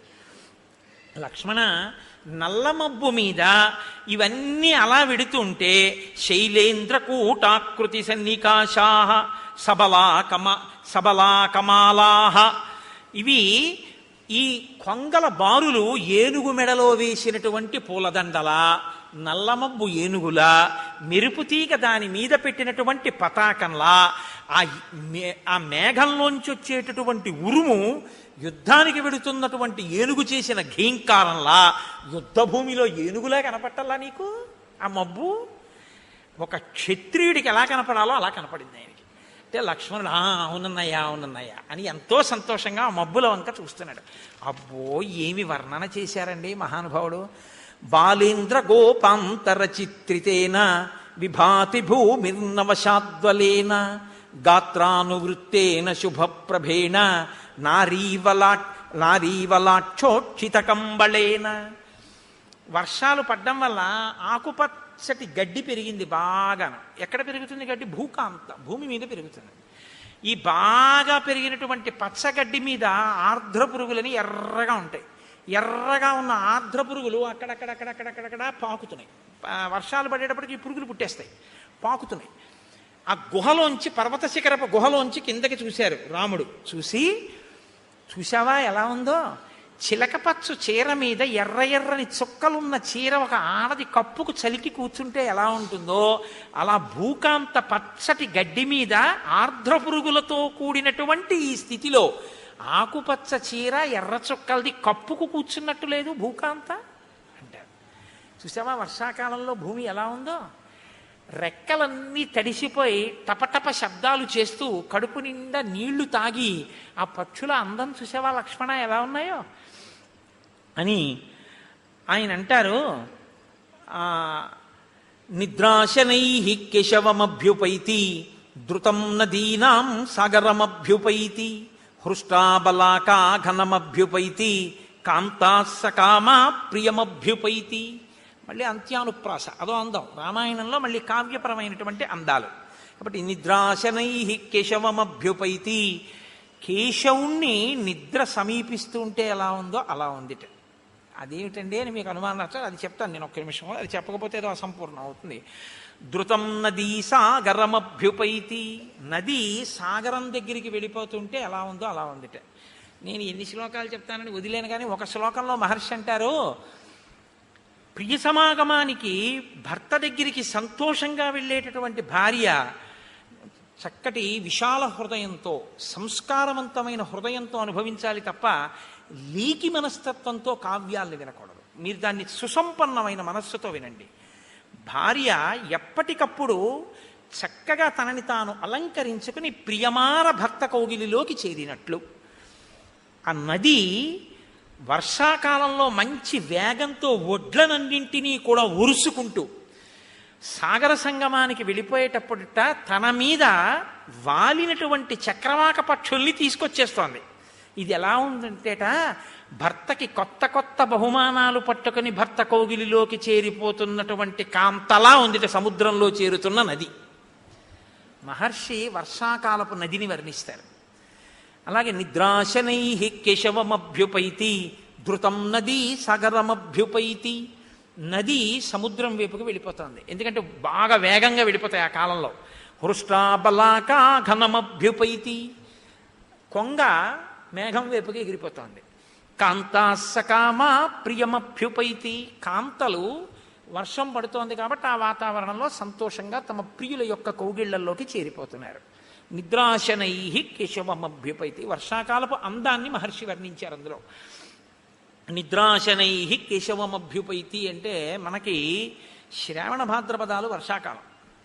శ్రావణ మాసానికి కొద్దిగా ముందర ఆషాఢ మాసానికి చివర్లో శయన ఏకాదశి అని ఒకటి వస్తుంది. ఆ శయన ఏకాదశి శ్రీ మహావిష్ణువు శేషతల్పం మీద పడుకుంటారు, ఆయన నిద్రపోతున్నారండి అంటారు. మీరు ఒకటి ఆలోచించండి, ఈశ్వరుడు నిద్రపోతే సత్పురుషుల్ని కాపాడేవాడెవడండి? ఇంకా ఆయన నిద్రపోతే ఆయన తమో గుణానికి లొంగిపోయినట్టే కదా. మరి ఇంక శయన ఏకాదశి విష్ణువు పడుకోవడం, విష్ణువు లేవడం అన్నది ఉంటే లోకంలో ఆయన కూడా మనలాగే అలసటకి వికారానికి లొంగిపోయినవాడే. అప్పుడు ఈశ్వరుడు ఎలా అవుతాడు? మరి శయన ఏకాదశి ఉద్ధాన ఏకాదశి ఎలా అయ్యాయి అంటే, శయన ఏకాదశి అన్నదాన్ని మీరు చాలా జాగ్రత్తగా గమనించాలి. ఆయన నిద్ర మన నిద్ర లాంటి తామసిక నిద్ర కాదు. ఆ నిద్ర ఏమిటో తెలుసా అండి? నిద్రాముద్రాం నిఖిల జగతి రక్షణే జాగరూకం. దక్షిణాయనం ప్రారంభమవుతుంది ఆషాఢమాసం. ఆషాఢమాసంలో దక్షిణాయనం ప్రారంభమైతే దక్షిణాయనం అంతా ఉపాసన కాలం. ఉపాసన పైన శరీరంతో లోపల మనస్సుతో ద్విగుణీకృతంగానూ చెయ్యాలి. ఆయన కన్నులు మూసుకుని మీ లోపలి మనస్సు ఎలా ఉపాసన చేస్తోందో బాగా చూస్తాట దక్షిణాయనంలో. అందుకని నిద్రపోయినట్టుగా నిద్రాముద్రాం నిఖిల జగతి రక్షణే జాగరూకం, ఇంకా బాగా గమనించడానికి కళ్ళు మూసుకుని పడుకోవడం, పైకి చూడడం కాదు, మీ లో మనసుల్ని చూడడానికి పడుకోవడం శయన ఏకాదశి తప్ప ఆయన నిద్రపోయాడనకూడదు. శయన ఏకాదశి నాడు ఆయన ఇంకా బాగా చూస్తాడు కాబట్టి ఇప్పుడు నేను ఇంకా బాగా ఉపాసన చేయాలని మీరు అనుకోవాలి. కాబట్టి నిద్రాశనై కేశవమభ్యుపైతి. రాముడు అంటాడు లక్ష్మణుడితో, జాతావనాంతా హసికి సంప్రనృత్త జాతా కదంబా సకదంబ శాఖా జాతా వృషాగోషు సమాన కామ జాతా మహీసస్య వనాభిరామ.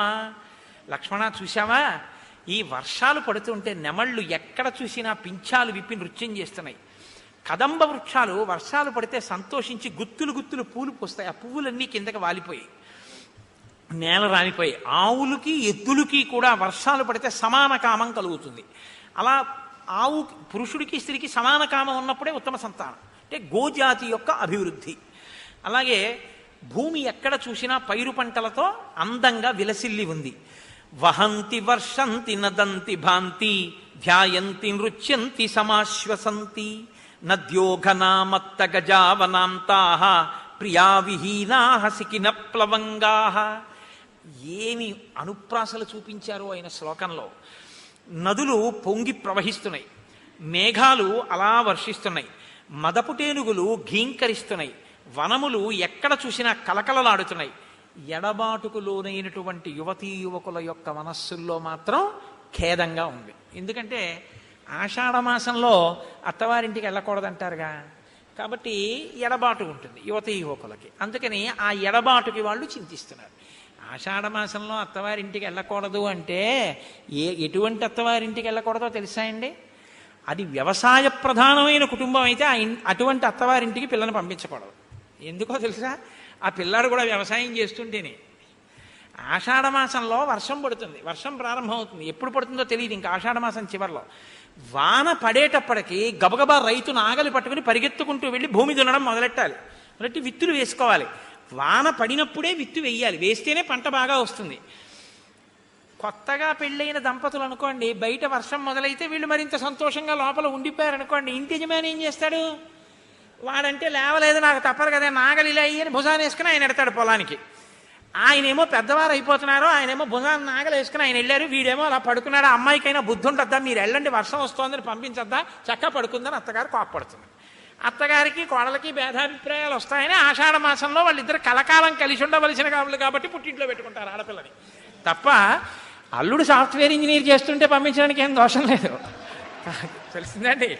కాబట్టి వహంతి వర్షంతి నదంతి భాంతి ఝాయంతి నృత్యంతి సమాశ్వసంతి నద్యోఘనామత్త గజావనాంతా ప్రియా విహీనా సికిన ప్లవంగా అని అంగారచూర్ణోత్కర సన్నికాశై ఫలై సుపర్యాప్తరసై సమృద్ధై జంబోద్రుమాణం ప్రవిభాంతి శాఖా నిలీయమానా ఇవ షట్పదౌఘై. బొగ్గులు తీసుకొచ్చి గుండ కొట్టేసి ఆ బొగ్గుల గుండలో కాసి నీళ్లు పోసి ఆ బొగ్గుల గుండలు చిన్న చిన్న ముద్దలు చేసి ఎవరో ప్రయత్నపూర్వకంగా పట్టుకెళ్ళి ఓ చెట్టెక్కి ఆ చెట్టు కొమ్మల చివరన ఆ బొగ్గుల గుండల ముద్దలన్నీ అలా గుత్తులు గుత్తులు గుత్తుల కింద పేర్చి అవి కింద పడిపోకుండా అలా ఎండిపోయేదాకా ఉండి కిందకి దిగి చూస్తే ఎలా ఉంటుందో అలా ఉన్నాయి నేరేడు పళ్ళతో ఉన్న చెట్లు వానాకాలంలో. అయ్యో బాబోయ్, ఆ నేరేడు పళ్ళు నిజంగా బొగ్గు ముద్దల్లాగే ఉంటాయి కదండి. బొగ్గు గుంట ముద్దల్ని తీసుకెళ్ళి అంగారచూర్ణై అంటారు మహర్షి. అలా ఉన్నాయి నేరేడు చెట్లన్నీ బాగా పండి ఆ నేరేడు పళ్ళ రసాల కోసం. నేరేడు పండు మంచి సువాసన కదండి, అందుకే నేరేడు చెట్లు ఎక్కువ కాబట్టి దీనికి జంబూద్వీపం అని పేరు.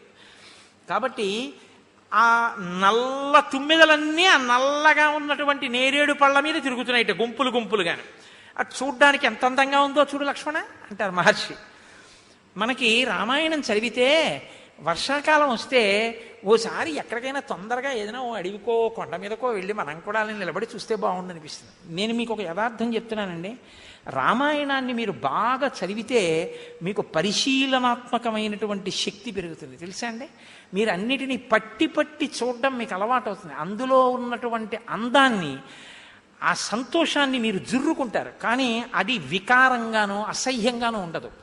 చక్కటి సుసంపన్నమైన హృదయంతో ప్రకృతిలో ఉన్నటువంటి అందాన్ని అందంగా అభినందించి పరాశక్తి కృపగా మీరు చూడడం మీకు అలవాటు. అంతేకాని రావణ దృష్టితో కాదు, పరాశక్తి కృపగా పరాశక్తి ప్రసాదంగా లోకాన్ని చూడడం మీకు అలవాటు అవుతుంది. కాబట్టి మార్గానుగ శైలవనానుసారి సంప్రస్థితో మే గర్వం నిశమ్య యుద్ధాభికామ ప్రతినాగశంకి మత్తో గజేంద్ర ప్రతిసన్నివృత్త. ఏమి ఊహ చేశారో ఆయన. యుద్ధానికి వెళ్ళడం కోసమని ఒక రాజుగారు ఒక ఏనుక్కి అంబారీ వేసి పెద్ద ఆ ముఖానికి ఒక పెద్ద చాందిని లాంటి ఆభరణాలు పెట్టి అన్నీ పెట్టి సిద్ధంగా పెట్టారట. ఇప్పుడు అవన్నీ చేసేటప్పటికి ఆ ఏనుక్కి ఎప్పుడెప్పుడు యుద్ధానికి వెడదామా అని సంతోషంగా ఉంది. వర్షం వస్తే యుద్ధానికి వెళ్ళరు. పెద్ద వర్షం వచ్చింది. వర్షం వచ్చి దూరంగా ఎక్కడో గర్జన వినపడింది, మేఘగర్జన. ఈ ఏనుగుట అంబారి ఊగిపోయేటట్టుగా పరిగెత్తుకుంటూ తాను భీంకరిస్తూ వెళ్ళింది. అంటే ఎదుటి సైన్యంలో ఉన్నటువంటి యోధులకు సంబంధించిన ఏనుగు ఒకటి యుద్ధానికి వచ్చేస్తోంది, నేను వెళ్ళకపోతే ఎలాగా అని అది కూడా వెళ్ళిపోయింది. వెళ్ళిపోతే అది మేఘం గర్జించింది, ఏనుగు కాదు. కాబట్టి ఇది చాలా దూరం వెళ్ళి చూసిందిట, ఏనుగు కనపడలేదుట. ఓహో, నా చిత్తభ్రాంతి, యుద్ధం కోసం సిద్ధమై ఉన్నాను కదా, నా శత్రు సైన్యంలో ఏనుగు గర్జించినట్టు అనిపించి ఇంత గబగబా వెళ్ళిన ఏనుగు మెల్లగా తొండం ఊపుకుంటూ తిరిగి వస్తోందట. మేఘగర్జన విన్న యుద్ధపుటేనుగు అలా వెళ్ళి తిరిగి వచ్చేస్తోంది. లక్ష్మణ చూసావా దాని పౌరుషం అంటారు రామచంద్రమూర్తి. క్వచిత్ ప్రగీత ఇవ షట్పదౌఘై, క్వచిత్ ప్రనృత్త ఇవ నీలకంఠై, క్వచిత్ ప్రమత్త ఇవ వారణేంద్రై, విభాంత్యనేకాశ్రయిణో వనాంతాః. చూసావా, ఇక్కడ తుమ్మెదలన్నీ ఝంకారం చేస్తూ సంగీత కచేరీ చేస్తున్నాయి. మీరు కొన్ని క్షేత్రాలకు వెడితే ఆశ్చర్యంగా ఉంటుంది. మీరు ఇలా వెళ్ళారనుకోండి, ఏదో సంగీతం జరుగుతుంటుంది. మీరు అక్కడి నుంచి వచ్చేసి ఇలా వెళ్ళారనుకోండి, ఏదో నాట్యం జరుగుతుంటుంది. గురువాయూరులో దేవాలయం బయట ఎప్పుడు ఏదో నాటకమో, నాట్యమో, నృత్యమో ఏదో చేస్తుంటారు. వెంకటేశ్వర స్వామి గుళ్ళో వెంకటాచలంలో ఆస్థాన మంటపంలో ఏదో జరుగుతుంటుంది. ఇప్పుడు ఏదో ఒకటి జరుగుతుంటాయి. అలా కాకుండా మీరు కొన్ని ఏదో తీర్థాలు జరుగుతున్నాయి అంటుంటారు, సంబరాలు జరుగుతున్నాయి, అమ్మవారి సంబరం అవుతోందంటారు. అలాంటి చోటుకి వెడితే ఇక్కడ ఒక కళాపరిషత్తులోనేమో నృత్యం జరుగుతుంటుంది, ఇంకొక చోట సంగీతం జరుగుతుంటుంది, ఇంకొక చోట ఏమో ఏదో పురాణం జరుగుతుంటుంది. అలాగట వానాకాలంలో అరణ్యమంతా కూడా కచేరీలు జరుగుతున్నాయి. ఏం కచేరీలు అంటే ప్రగీత ఇవ షట్పదౌఘై, ఈ భ్రమరములన్నీ తుమ్మెదలన్నీ ఝంకారం చేస్తూ తిరుగుతున్నాయిట. అది పాట కచేరీట. చాలాసేపు పాటలు విన్నాం, కాసేపు డాన్స్ ప్రోగ్రామ్ చూద్దామని ఇలా వస్తే ఇంకొక చోటుకి వెడితే క్వచిత్ ప్రనృత్త ఇవ నీలకంఠై, అక్కడ నెమళ్ళు నాట్యం చేస్తున్నాయిట. కాసేపు మీరు ఆ డాన్స్ చూడొచ్చు. అయిపోయిన తర్వాత ఇది కాదు, కాసేపు ఏదైనా అలా మ్యూజియం లాంటిది చిత్ర విచిత్రమైన వస్తువులు చాలాసేపు చూడాలనిపించే వాటిని చూడాలనిపించింది అనుకోండి, క్వచిత్ ప్రమత్త ఇవ వారణేంద్రై, మదించిన ఏనుగులు ఆ వర్షంలో తడిసి నిలబడి ఉన్నాయిట గుంపులుగా, వాటిని చూడొచ్చుట. ఇలా అరణ్యం అంతా రకరకాల కచేరీలు, వినోదాలు జరుగుతున్నట్టు ప్రకాశించట్లేదు ఈ పర్వత శిఖరం నుంచి చూస్తే లక్ష్మణ అంటారు. ఇలా ఆ వర్ష ఋతువుని గురించి వర్ణించి సూర్యాస్తమయం అయింది. సంధ్యావందనం చెయ్యాలిగా. సూర్యాస్తమయం అయిందని ఎలా తెలుస్తుంది? చీకటిగా ఉంటుంది. ఎందుకటి? బయట నల్లటి మబ్బు కమ్మేసింది, ఇంట్లో వెలుతురు ఉండదు, అందుకని లైట్ ఏవే, బయట మబ్బు ఏం కనపట్టలేదు అంటాడు ఆయన. అలా కటిక చీకటిగా ఉంది మబ్బుల వల్ల. సూర్యాస్తమయం అయిందని ఎలా తెలిసింది? రామచంద్రమూర్తి అంటారు, నిలీయమానైర్విహగై నిమీలద్భిశ్చ పంకజై వికసంత్యాచ మాలత్య గతోస్తం జ్ఞాయతే రవి. అక్కడ పక్షులన్నీ కూడా గూటికి వెళ్ళిపోతున్నాయి. అలాగే ఆ పద్మములన్నీ కూడా ముడుచుకుపోతున్నాయి. అలాగే సన్నజాజి పూలన్నీ సాయంకాలం వేళ విచ్చుకుంటున్నాయి. దీన్ని బట్టి సూర్యాస్తమయమైంది అని తెలుస్తోంది లక్ష్మణ, లేకపోతే అసలు తెలియదు అని ఆయన అంటారు. చూసావా వర్షాకాల వైభవం ఎంత అందంగా ఉందో. మనమైతే ఎప్పుడూ ఒకటే అనుభవిస్తాం. ఏమిటి అనుభవిస్తాం అంటే, వాన వచ్చేస్తుంది, ఆఫీస్కి వెళ్ళాలి, ఎలా రెయిన్ కోట్ ఎక్కడుంది, అది ఎక్కడో మడత పెట్టేశాను. ఇప్పుడు స్కూటర్ మీద వెళ్తే వాటర్ సర్వీసింగ్కి మళ్ళీ ఇవ్వాలేమో, బురద, రోడ్లు చూస్తే గోతులు, టైంకి వెళ్ళాలి, ఎలా ఫైల్ ఉండిపోయింది. అసలు మనం ఆ ఋతువుని అనుభవించడం, ఆ ఋతువు ప్రకృతిని అనుభవించడం, ఆ అందాలు అనుభవించడం అన్నీ మానేసి కృతక జీవితమే. కనీసం కావ్య పఠనంలో పరకాయ ప్రవేశం చేసి అనుభవించినా అదొక గొప్ప ఆనందం. ప్రకృతిని పరిశీలించడం ఒక గొప్ప విద్య అండి. రవీంద్రనాథ్ ఠాగూర్ గారి తండ్రి దేవేంద్రనాథ్ ఠాగూర్ గారు, రవీంద్రనాథ్ ఠాగూర్ ప్రకృతిని పరిశీలనం చేసి చిన్న కవితలు రాస్తుంటే, నువ్వు ఇలాగే పరిశీలనం చేసి చక్కటి కవిత అల్లు, నువ్వు ఇంతకన్నా ఏమీ చెయ్యక్కర్లేదు, నువ్వు విడిచిపెట్టారు కాబట్టి, స్వేచ్ఛనిచ్చారు కాబట్టి ఆయన విశ్వకవి అయి మహానుభావుడు, ఈ దేశానికి సాహిత్యంలో నోబెల్ ప్రైజ్ తీసుకొచ్చారు. ప్రకృతి పరిశీలనం అన్నది అంత గొప్పది. ఆ ప్రకృతి పరిశీలనంలోంచే వ్యక్తి ఋషి అవుతాడు. ఋషి అవడం అంటే ఏమిటో తెలుసా అండి? ప్రకృతిని పరిశీలించి పరాశక్తి యొక్క అనుగ్రహంగా చూసేటటువంటి దృష్టికోణం ఎవరికి వస్తుందో వాడే ఋషి. నేను మీతో ఒక మాట చెప్తాను చూడండి. బకించంద్ర చటర్జీ అని ఉన్నారు. ఆయన, మనం పాడేది నిజానికి ఒక్కటే అందులో, వందే మాతరం వందే మాతరం సుజలాం సుఫలాం మలయచ శీతలాం సస్యశ్యామలాం మాతరం వందే మాతరం అంటారు. నీటి గలగలలతో, ఎక్కడ చూసినా చెట్లతో, పళ్లతో నిండి ఉన్నటువంటి ఈ భరత భూమి భూమి కాదు, మాకు అన్నం పెట్టి నీళ్ళు ఇవ్వడం కోసం సిద్ధంగా ఉన్న మా అమ్మ. కాబట్టి వందే మాతరం, ఓ భరత మాత నీకు నమస్కారం. ఆయన ఋషి, ఆయనకి భరత భూమి కనపడలేదు, భరత భూమిలో భరత మాత కనపడింది. అలా తల్లితనాన్ని, పరాశక్తిని చూడగలిగినటువంటి హృదయం మీకుంటే ప్రకృతిలో మీ చూపు తప్పు కాదు. అప్పుడది ఋషి యొక్క చూపు. అలా చూడకుండా ఎక్కడైనా ఏదైనా సొబగుగా కనపడితే తాను అనుభవించాలని కోరుకున్నాడు అనుకోండి, అది రావణ దృష్టి. దాన్ని మనిషి నియంత్రించుకోవాలి, అది తప్పు, అలా ఉండకూడదు. అందాన్ని అందంగా, సౌందర్యాన్ని సౌందర్యంగా అభినందించాలి.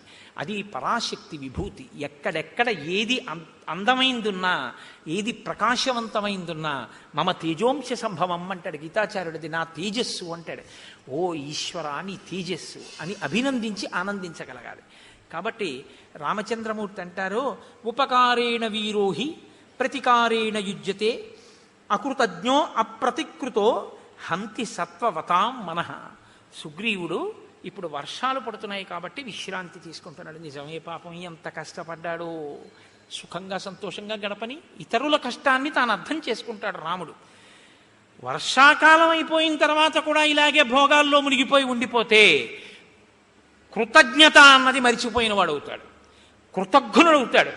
ఉపకారానికి ప్రత్యుపకారాన్ని మరిచిపోయిన వాడు అవుతాడు. అప్పుడు పెద్దల చేత శలాహింపబడడు, పెద్దల యొక్క నిందకి గురవుతాడు. అది తర్వాత ఇంకా ప్రారంభం అవుతుంది. కాబట్టి మనం ఇప్పుడు ఆ సుగ్రీవుణ్ణి విశ్రాంతి తీసుకొనిద్దాం. తొందరగా ఈ వర్షాకాలం వెళ్ళిపోతే శరత్కాలం ప్రారంభమైన తర్వాత మనం వెడదాం. అంటే ఓర్పు వహించడం అన్నది రాముడికి తెలుసు. ఇది తార చెప్పింది. ఊరికే తొందరపడిపోవడం, వర్షాకాలం అయితేనేంటి, ఇంకోటి ఏంటి, ఏదో లేచిందే లేడికి ప్రయాణం అన్నట్టు మనం వెళ్ళిపోవలసిందే, రావణాసుడి మీద యుద్ధం అలా అనడం. ఇప్పుడు బయలుదేరితే ఎంతమందికి ఇబ్బంది, కాబట్టి తన ఇబ్బందిని ఓర్చుకుంటాడు. ఈ ఓర్చుకునే గుణం రాముడిలోంచి తీసుకోవలసి ఉంటుంది జాతి. ప్రత్యేకించి యువకులు దీన్ని తీసుకోవాలి. యువతీ యువకులు రామచంద్రమూర్తి ఇతరుల గురించి ఆలోచించే ధోరణి, ఇతరులు సుఖపడాలని ఆయన కోరుకునే విధానం, తన కష్టంలో ఉన్న ఇతరులు సుఖంగా ఉన్నారని తాను సంతోషించగలిగిన హృదయం, ఓర్పుతో తాను వీచి ఉండగలిగినటువంటి లక్షణం, ఇది నేర్చుకుంటే మీకు జాతి సుసంపన్నం అవుతుంది. అలా సుసంపన్నం కావాలి అంటే ఆబాలగోపాలము రామాయణం చదువుకోవాలి, రామాయణాన్ని వినాలి. కనుక ఇప్పుడు నేను మీతో ఒక శుభవార్త చెప్పవలసి ఉంటుంది. ఏమిటా శుభవార్త అంటే, ఒక శుభవార్త ఏమి, 2 శుభవార్తలు చెప్పే ప్రయత్నం చేస్తాను. ప్రత్యేకించి 16 సంవత్సరములు దాటి, 15-16 ఏళ్ళు దాటి 20 ఏళ్ళు లోపు ఉన్న వాళ్ళకి ఒక అవకాశాన్ని కల్పించాలి అని హరిప్రసాద్ గారి యొక్క ఆజ్ఞ మేరకు నిర్ణయించాం. ఎందుచేత అంటే ఈ భవిష్యత్తు వాళ్ళదే. ఇంకా వాళ్ళకి ఇవాళ అయోమయ స్థితి ఎలా ఉందంటే, ఎందుకంటే పాపం చాలామంది పిల్లలు ఏదో ప్రశ్న వేస్తూ ఉంటారు నా దగ్గరికి వచ్చి. వాళ్ళకి పూజ అంటే ఏం చేసుకోవాలో తెలియదు. వాళ్ళకి అసలు ఈశ్వరుణ్ణి ఆరాధించి ఈశ్వరానుగ్రహాన్ని పొందడము అంటే ఎలా పొందాలో వాళ్ళకి తెలియదు. సరిగ్గా చెప్పేటటువంటి పెద్దవాళ్ళు ఇళ్లల్లో ఉండట్లేదు. ఎందుకనంటే వాళ్లే టీవీలు చూడడానికి సరిపోయే టైము, ఇంకా పిల్లలకి ఏం చెప్తారు. కాబట్టి ఇప్పుడు పిల్లలకి నేర్పవలసినటువంటి అవసరం ఒకటి ఉంది. అది నా ఉద్దేశ్యంలో పూజ చేసుకోవడము అంటే ఇంకా ఉద్యోగం మానేసి చదువు మానేసి పూజ చేసుకోవడం కాదు. ఈశ్వరానుగ్రహాన్ని పొందడానికి వాళ్ళ పని ఏదీ వాళ్ళు మానకుండా వాళ్ళు ఎలా దృష్టికోణాన్ని మార్చుకుని ఈశ్వరానుగ్రహాన్ని పొందవచ్చు, అసలు పూజ అంటే ఎలా చెయ్యాలో, ఎంతసేపు చేస్తే పూజ అవుతుంది అన్న నిర్ధారణ ఉందా, ఈశ్వరుడు సంతోషించేటట్టు ఈశ్వరానుగ్రహం పొందడానికి వాళ్ళ జీవితాన్ని, ఒక రోజు కార్యక్రమాన్ని వాళ్ళు ఎలా చెయ్యవలసి ఉంటుంది, నిద్ర లేచింది మొదలు నిద్రపోయే వరకు వాళ్ళ పనికి వాళ్ళు ఏమీ మార్చుకోక్కర్లేదు. స్కూల్కి వెళ్ళడం మానక్కర్లా, ఆఫీస్కి వెళ్ళడం మానక్కర్లా, ఉద్యోగాలు మానక్కర్లా, చదువులు మానక్కర్లా, సంసారాలు మానక్కర్లా. ఉన్నవాళ్ళు ఉన్నట్టు ఉంటూ ఈశ్వరుడు యొక్క అనుగ్రహాన్ని ఎలా పొందవచ్చు, అది కేవలం ఉపన్యాసంగా కాకుండా ఒక బ్లాక్ బోర్డు, ఒక చాక్ పీసు కూడా తీసుకుని వాళ్ళకి బాగా అర్థమయ్యేటట్టుగా వాళ్ళకి చెప్పి వాళ్ళ ఇప్పుడు పంట వెయ్యగానే పంట రాదు కదండి, విత్తనాలు వేస్తే తర్వాత పంట వస్తుంది.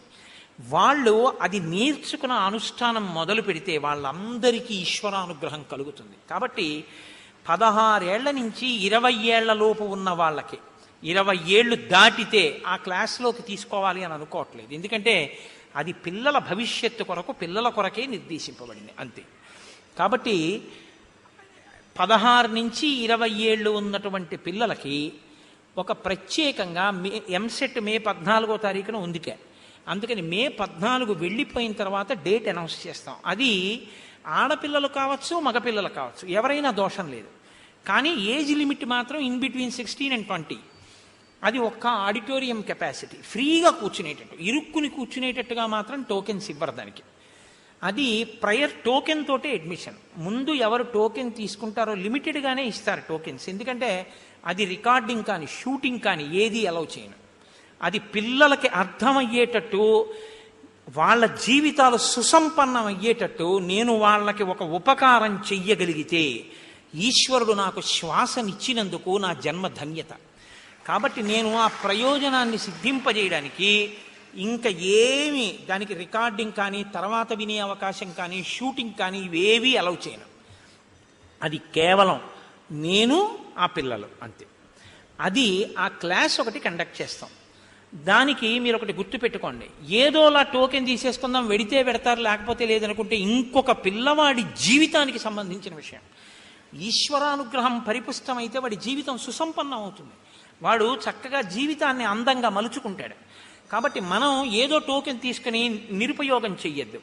వస్తారనుకుంటేనే తీసుకోండి. దానికి మంగళవారం నాడు ఏకాదశి మనకి తెలియకుండా రెండో శుభవార్తను అందులో కలుపుతున్నాను. చిత్రం ఏమిటంటే హరిప్రసాద్ గారు కూడా మర్చిపోయారు. ఇక్కడ ఉన్నటువంటి రామచంద్రమూర్తి దేవాలయాన్ని స్థాపించి 35 సంవత్సరములు పూర్తవుతోంది ఆ రోజుతోటి. విచిత్రం ఏమిటంటే సంపూర్ణ రామాయణ ప్రవచనం జరుగుతుండగా మంగళవారం ఏకాదశి తిథితో ఆ రామాలయం స్థాపించినటువంటి రోజు కలుస్తోంది. ఈ మంగళవారమే, ఇవాళ ఆదివారం, సోమవారం లేదు, మంగళవారమే. అంత మహత్తరమైనటువంటి మంగళవారం కనుక ఆ రోజున రామచంద్రమూర్తి యొక్క అనుగ్రహం మనందరం పరిపూర్ణంగా పొందడం కోసం దీనికి ప్రత్యేకంగా క్లాసు అని ఏం పెట్టుకోకండి. రామనామాన్ని మించింది లేదు. పెద్దలు, పిల్లలు అందరూ కూడా దానికి ఇక్కడికి వచ్చి రాయాలని అనుకోవద్దు. ఆ ఒక్క రోజు కోసమే సంపూర్ణ రామాయణాన్ని వింటున్నారు కాబట్టి మీ అందరూ శ్రద్ధతో ఏకాదశి ధన్యం చేసుకోవడానికి అందరూ కూడా ఒక 111 నామాలో 300 నామాలో అంతకన్నా వద్దు, అవి రాయండి చాలు. అది అందరం తలోకాయితం తీసుకుందాం, నేను కూడా తీసుకుంటాను. తీసుకుని మనందరం ఆ మంగళవారం నాడు మాత్రం ఆ ఏకాదశి తిథి ఉండగా రాసి రామచంద్రమూర్తి ఆలయం 35 ఏళ్ళైన సందర్భంగా మనందరం రామచంద్రమూర్తికి ఇచ్చుకునేటటువంటి గొప్ప కైంకర్యం ఆ రామనామాలు రాసినటువంటి కాగితాల్ని అక్కడ ఉన్నటువంటి పాత్రలోకి సమర్పిద్దాం. అది ఇలాగే ఇక్కడే పెట్టచ్చు. ఆ రోజున ఏకాదశి అందరూ చక్కగా తెచ్చి రామనామాల్ని సమర్పిస్తారు. కాబట్టి ఆ రోజున అంత గొప్ప రోజు కాబట్టి ఎలాగో విశేష ప్రసాదాన్ని హరిప్రసాద్ గారు మనం అడగకపోయినా చేయిస్తారు. ఆ పూజ అంటారా, పూజ చేస్తారు. పూజ అక్కడ చెయ్యబడ్డం కాదు, మనం ఏదో చెయ్యాలి కదా. వాచిక, కాయిక, మానసిక కైంకర్యములు నడుస్తాయి. చెయ్యి కదులుతుంది శ్రీరామ అంటూ శరీర కైంకర్యం, శ్రీరామ అని నోటితో అంటాం కాబట్టి వాచిక కైంకర్యం. శ్రీరామ అన్నప్పుడు శ్రీకారం చుట్టడంలో మనసు నిలబెట్టారు కాబట్టి మానసిక కైంకర్యం. 3 నిలబెట్టారు కాబట్టి ఏకాదశి నాడు మీకు రామానుగ్రహం కలగడానికి పరిపుష్టం. అందుకని రామనామం రాయమన్నాను తప్ప నేను ఏదో మిమ్మల్ని ఇబ్బంది పెట్టడం, అదే పనిగా ఏదో చెప్తూ ఉండడం నా ఉద్దేశ్యం కాదు. అందుకే తక్కువే తీసుకోండి అని చెప్పాను. చక్కగా రేపు ఉపన్యాసం అయిపోయిన తర్వాత అందరికీ ఆ కాగితాలు అందేటట్టుగా మీరు ఏర్పాటు చేయండి. మనం అందరం ఏకాదశి నాడు రాయండి, ముందు రాయొద్దు. ఏకాదశి నాడు మీ ఇళ్లలో కూర్చుని రాసేసి తెచ్చి రామకైంకర్యంగా ఇక్కడ సమర్పిద్దాం. కాబట్టి ఈ మంగళవారం రామచంద్రమూర్తి బహుశా నేను అనుకుంటున్నాను మొన్నను ఇక్కడ పిల్లలు, పెద్దలు అందరూ రామనామం రాయడం చూసి మురిసిపోయి అయిపోతోంది, ఇంకా సుందరకాండ యుద్ధకాండ అయితే రామాయణం అయిపోతుంది కదా అంటే ఆయనకి బెంగ, ఆయన నిరంతరం చెప్పించుకోగలడు. కానీ మళ్ళీ ఓసారి పిల్లలందరూ రామనామం రాసిస్తే చూడాలని ఉందని సీతమ్మ అడిగుంటుంది. అందుకే ఇప్పుడు జ్ఞాపకం చేసి నా పుర్రెకి ఈ బుద్ధి పుట్టించాడు ఆయన.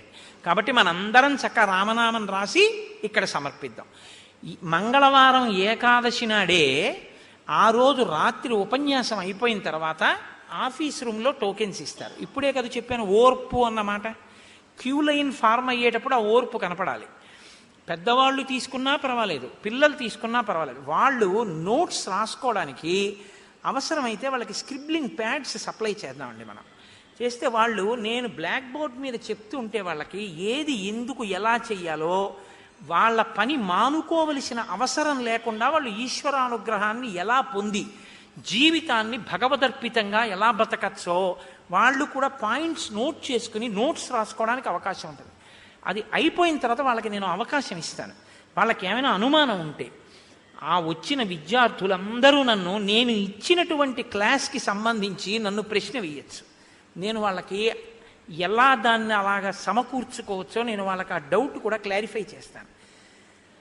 నా వాణి వల్ల ఒక్క పిల్లవాడో ఒక్క పిల్లో భగవంతుని యొక్క అనుగ్రహానికి పాత్రులు అయ్యారనుకోండి, మా అమ్మ అంత కష్టపడి ప్రసవ వేదన పడి నన్ను కన్నందుకు ఆవిడ ప్రసవ వేదన ధన్యత పొందుతుంది. అంతకు మించి నాకే స్వార్థం లేదు.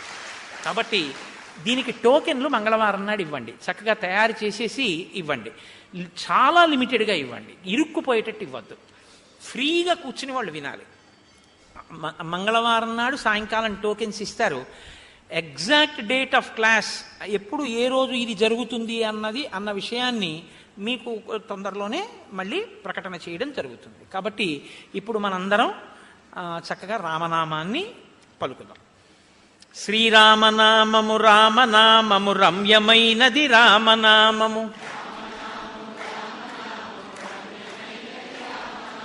దారి నుంటిగ నడచు వారికి తోడు నీడే రామనామము. రామనామము రామనామము రమ్యమైనది రామనామము, కోరి కొలచిన వారికెల్లను కొంగు బంగారు రామనామము. రామనామము రామనామము రమ్యమైనది రామనామము, ఆలు బిడ్డల సౌఖ్యము కన్నను అధికమైనది రామనామము. రామనామము రామనామము రమ్యమైనది రామనామము, గోచరంబగు జగము లోపల గోప్యమైనది రామనామము. రామనామము రామనామము రమ్యమైనది రామనామము, భగవదర్పిత కర్మ పరులకు పట్టుబడు శ్రీరామనామము. రామనామము రామనామము రమ్యమైనది రామనామము, సకల జీవులలోన వెలిగే సాక్షిభూతము రామనామము. రామనామము రామనామము రమ్యమైనది రామనామము, సృష్టి స్థితి లయ కారణం బగు సూక్ష్మ రూపము రామనామము. రామనామము రామనామము రమ్యమైనది రామనామము, జీవితంబున నిత్య జపముగ చేయవలె శ్రీరామనామము. రామనామము రామనామము రమ్యమైనది రామనామము, ధాత వ్రాసిన వ్రాత తుడి చెడి దైవమే శ్రీరామనామము. రామనామము రామనామము రమ్యమైనది రామనామము, వెంట తిరిగెడి వారికెల్లను కంటి పాపే రామనామము. రామనామము రామనామము రమ్యమైనది రామనామము, జపతపంబుల కర్హమైనది జగములో శ్రీరామనామము. రామనామము రామనామము రమ్యమైనది రామనామము, పండు వెన్నెల కాంతి కలిగిన బ్రహ్మనాదము రామనామము. రామనామము రామనామము రమ్యమైనది రామనామము, చిత్తశాంతిని కలుగ చేసెడి చిత్స్వరూపము రామనామము. రామనామము రామనామము రమ్యమైనది రామనామము, దూరదృష్టి లేని వారికి దుర్లభము శ్రీరామనామము. రామనామము రామనామము రమ్యమైనది రామనామము, రామనామ స్మరణ చేసిన క్షేమమొసగును రామనామము. రామనామము రామనామము రమ్యమైనది రామనామము, మంగళాశాసనపరైః మదాచార్య పురోగమైః సర్వైశ్చ పూర్వైరాచార్యైః సత్కృతాయాస్తు మంగళం. మంగళం కోసలేంద్రాయ మహనీయ గుణాత్మనే చక్రవర్తి తనూజాయ సర్వభౌమాయ మంగళం. ఉమాకాంతాయ కాంతాయ కామితార్థప్రదాయినే శ్రీగిరీశాయ దేవాయ మలినాథాయ మంగళం. కరచరణకృతం వా కర్మవాక్కాయజం వా శ్రవణనైనజం వా మానసం వాపరాధం విహితం వా సర్వమేత్తక్షమస్వ శివ శివ కరుణాబ్ధే శ్రీ మహాదేవ శంభో. సర్వం శ్రీ ఉమామహేశ్వర పరబ్రహ్మార్పణమస్తు. స్వస్తి.